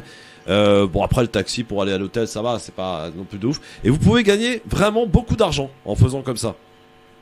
Ah, je vais regarder alors de cette manière-là. Et sinon, vous avez une idée d'où vous allez partir à part l'Espagne? Il y a un autre endroit Idéalement, ce serait pour Djerba. Djerba, ah ouais, sympa, Djerba. Bon, en plus, il y a des très très bons complexes hôteliers à Djerba. Alors, c'est vrai que le billet d'avion reste relativement cher quand même, à Djerba. Ah non, on dit que c'est pas cher. Et oui, pour effectivement quelques heures dans l'avion, c'est incompréhensible d'ailleurs. Ouais. C'est pour quand les vacances, Sabrina? Le 5 au soir. Le 5 au soir. Elle avait dit le 5 au soir. À 17h, je suis en vacances. Combien de temps? On ferme tout 3 semaines. 3 semaines, machallah. Eh bien, profitez bien des belles plages de Djerba. Ça pour déconnecter, oui. Et kiffez bien, vous allez sûrement croiser du monde qu'on connaît à la radio à Djerba. Merci beaucoup, ma Sabrina. Merci d'avoir pris mon appel et je vous souhaite une agréable fin de journée. À bientôt, les gars. À bientôt. Merci, Sabrina, et bonnes vacances à Djerba la douce. Voilà. 01 40 33 9000. Écoutez, on va en reparler de ces vacances budget limité parce que je vois que ça intéresse beaucoup. Alors, demain, messieurs, dames, avant de retrouver dans un instant la belle histoire qui, à chaque fois, nous propose de nouveaux exercices. Aujourd'hui, c'était de participer et en même temps d'écrire, ce qui n'est pas forcément évident, la belle histoire, mais il va relever le défi comme à chaque fois. Demain, on va parler d'un tourisme que vous connaissez peut-être, messieurs, dames, c'est le tourisme médical. Beaucoup, il se développe, ce fameux tourisme médical. Partir en vacances et en même temps se refaire les dents ou se refaire autre chose d'ailleurs, parce que ça coûte moins cher dans des pays, par exemple la Turquie, la Tunisie et d'autres pays. Est-ce que vous y êtes adepte? Est-ce que vous avez fait ce genre de choses? Et dites-nous, vous pourrez nous raconter évidemment. Et puis côté musique, on va un peu se divertir à l'occasion des 25 ans du Cabaret Sauvage, cette magnifique salle dans le parc de la Villette. Le concert de Akilidé qui sera avec nous en live demain sur France Maghreb 2 dans le LGF. Dans un instant, Mam, la belle histoire pour terminer cette magnifique émission de ce 19 juillet. Température maximale 42 degrés, on est à Paris, vous êtes bien sur France Maghreb 2.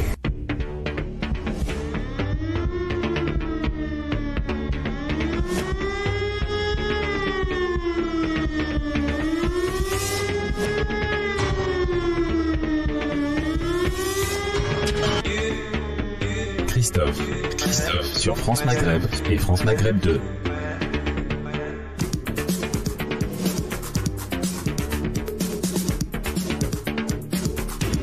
Merci d'être avec nous en direct. On en reparlera des vacances, vous inquiétez pas, le standard explose là, voilà, c'est normal. On en reparlera, vous inquiétez pas.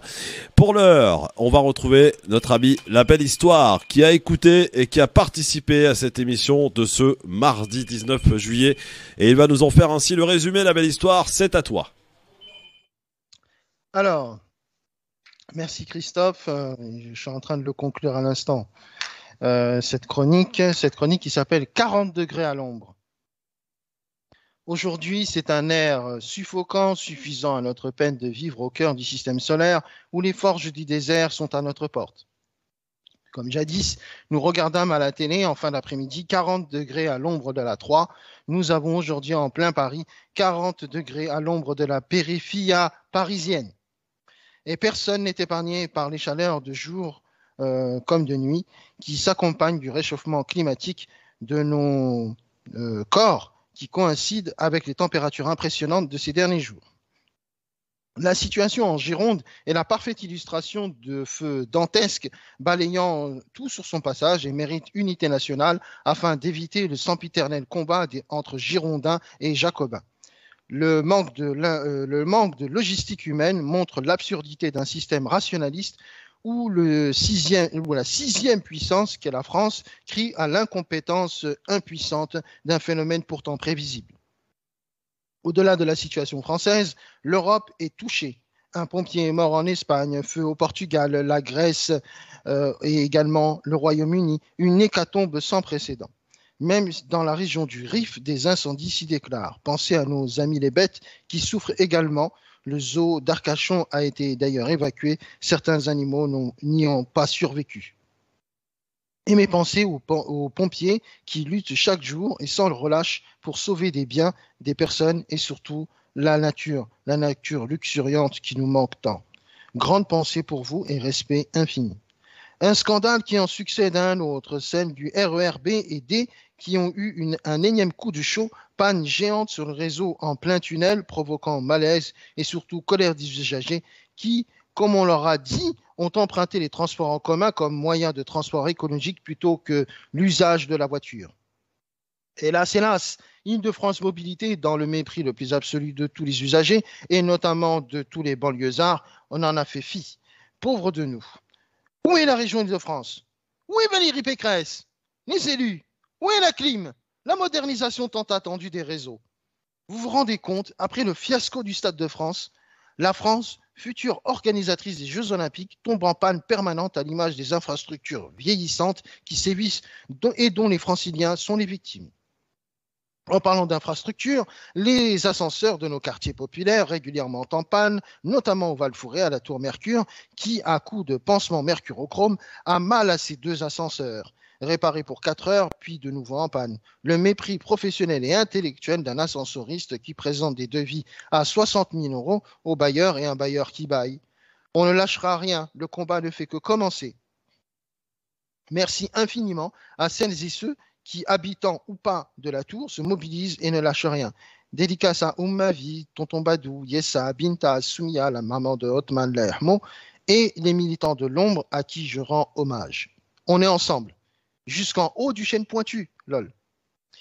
Sans transition, forfait illimité pour téléphone, pour voyage limité au Maghreb, où depuis longtemps, les prix ont augmenté tel un réchauffement climatique financier. Budget illimité pour rejoindre les siens, où les drames l'ont succédé aux réjouissances, nous faisant oublier les belles années où en plein quartier, le remplissage du sommet de la J5 familiale d'une cargaison pour le bled nous manque fort. La vie était plus simple et surtout moins chère. De toute façon, le bled s'installe en France avec des chaleurs dignes des pays du Sud, mais l'inflation pratiquée en Europe pousserait n'importe qui à aller à Marrakech pour rire avec Jamel, à Béjaïa avec Zoubida. La Nadia est à Dakhla. Darla di lardada, il y a du soleil et des Nadia. Darla di lardada. Sofiane s'en va. Il s'en va en Allemagne, à Düsseldorf. Ou alors une très belle destination à la place. Je te propose Chatou dans les Yvelines. À Vienne, il va à Vienne. Ah, bah il va à Vienne. Maintenant que deviennent les valses deviennent comme Sofiane l'a déjà fait pendant ces années. Et ainsi de suite, et ainsi de suite. Mais d'ailleurs, en VPN, Chatou, c'est Las Vegas aux États-Unis. Mon billet d'avion pour Alger coûtera moins cher, effectivement. Christophe s'en va fréquenter le RERD, qui, je l'espère, ne tombera pas en panne. Oui. Nadia goûtera au thé à la menthe, M-A-N-T-E-S. Non, sans menthe à Dakhla. Ah, sans menthe à Dakhla. Ah, oui. Quel sacrilège. Oh là là, je mérite d'être au bûcher. Et effectivement, je souhaite à l'ensemble des auditrices et des auditeurs de survivre à cette journée désertique. Le Sahara est à nos portes. Mais en même temps, rafraîchissez-vous, c'est quand même mieux. Merci beaucoup, la belle histoire. Et c'est vrai que 40 degrés à l'ombre, ça me rappelle une émission sur France 3 pendant des années. Hein, je regardais. Les chiffres et des lettres? Non, 40 degrés à l'ombre. Ah oui, 42 à l'ombre. Ah oui, 40 degrés à l'ombre, c'était l'émission présentée par Vincent Perrault. Ouais, il y avait Caroline Diamant, je crois, à l'époque. Voilà, il y avait du beau monde. Hein. Ils n'ont pas fait long feu. Hein. Quand même, si, pendant des années, ils partaient une semaine dans un endroit. et ils s'installaient. Voilà. Ouais, ils ont trouvé le meilleur moyen de se payer des vacances gratos. C'est ça, mais bon, c'est fini. Et comme beaucoup de choses, malheureusement, dans les médias qui étaient bien et qui se sont terminés. Juste pour information, le journal du 20h, du 19h45 là, de la 3. Terminé. À partir du mois de septembre 2023. Voilà. Vous aurez des petits décrochages locaux. C'est ça. Voilà. Terminé. Plus de journal, c'est une institution. Hein. Bon, eh ben merci beaucoup Manadia et bonnes fin de vacances. Je te revois quand en studio à Paris? Septembre. Ah ouais, carrément.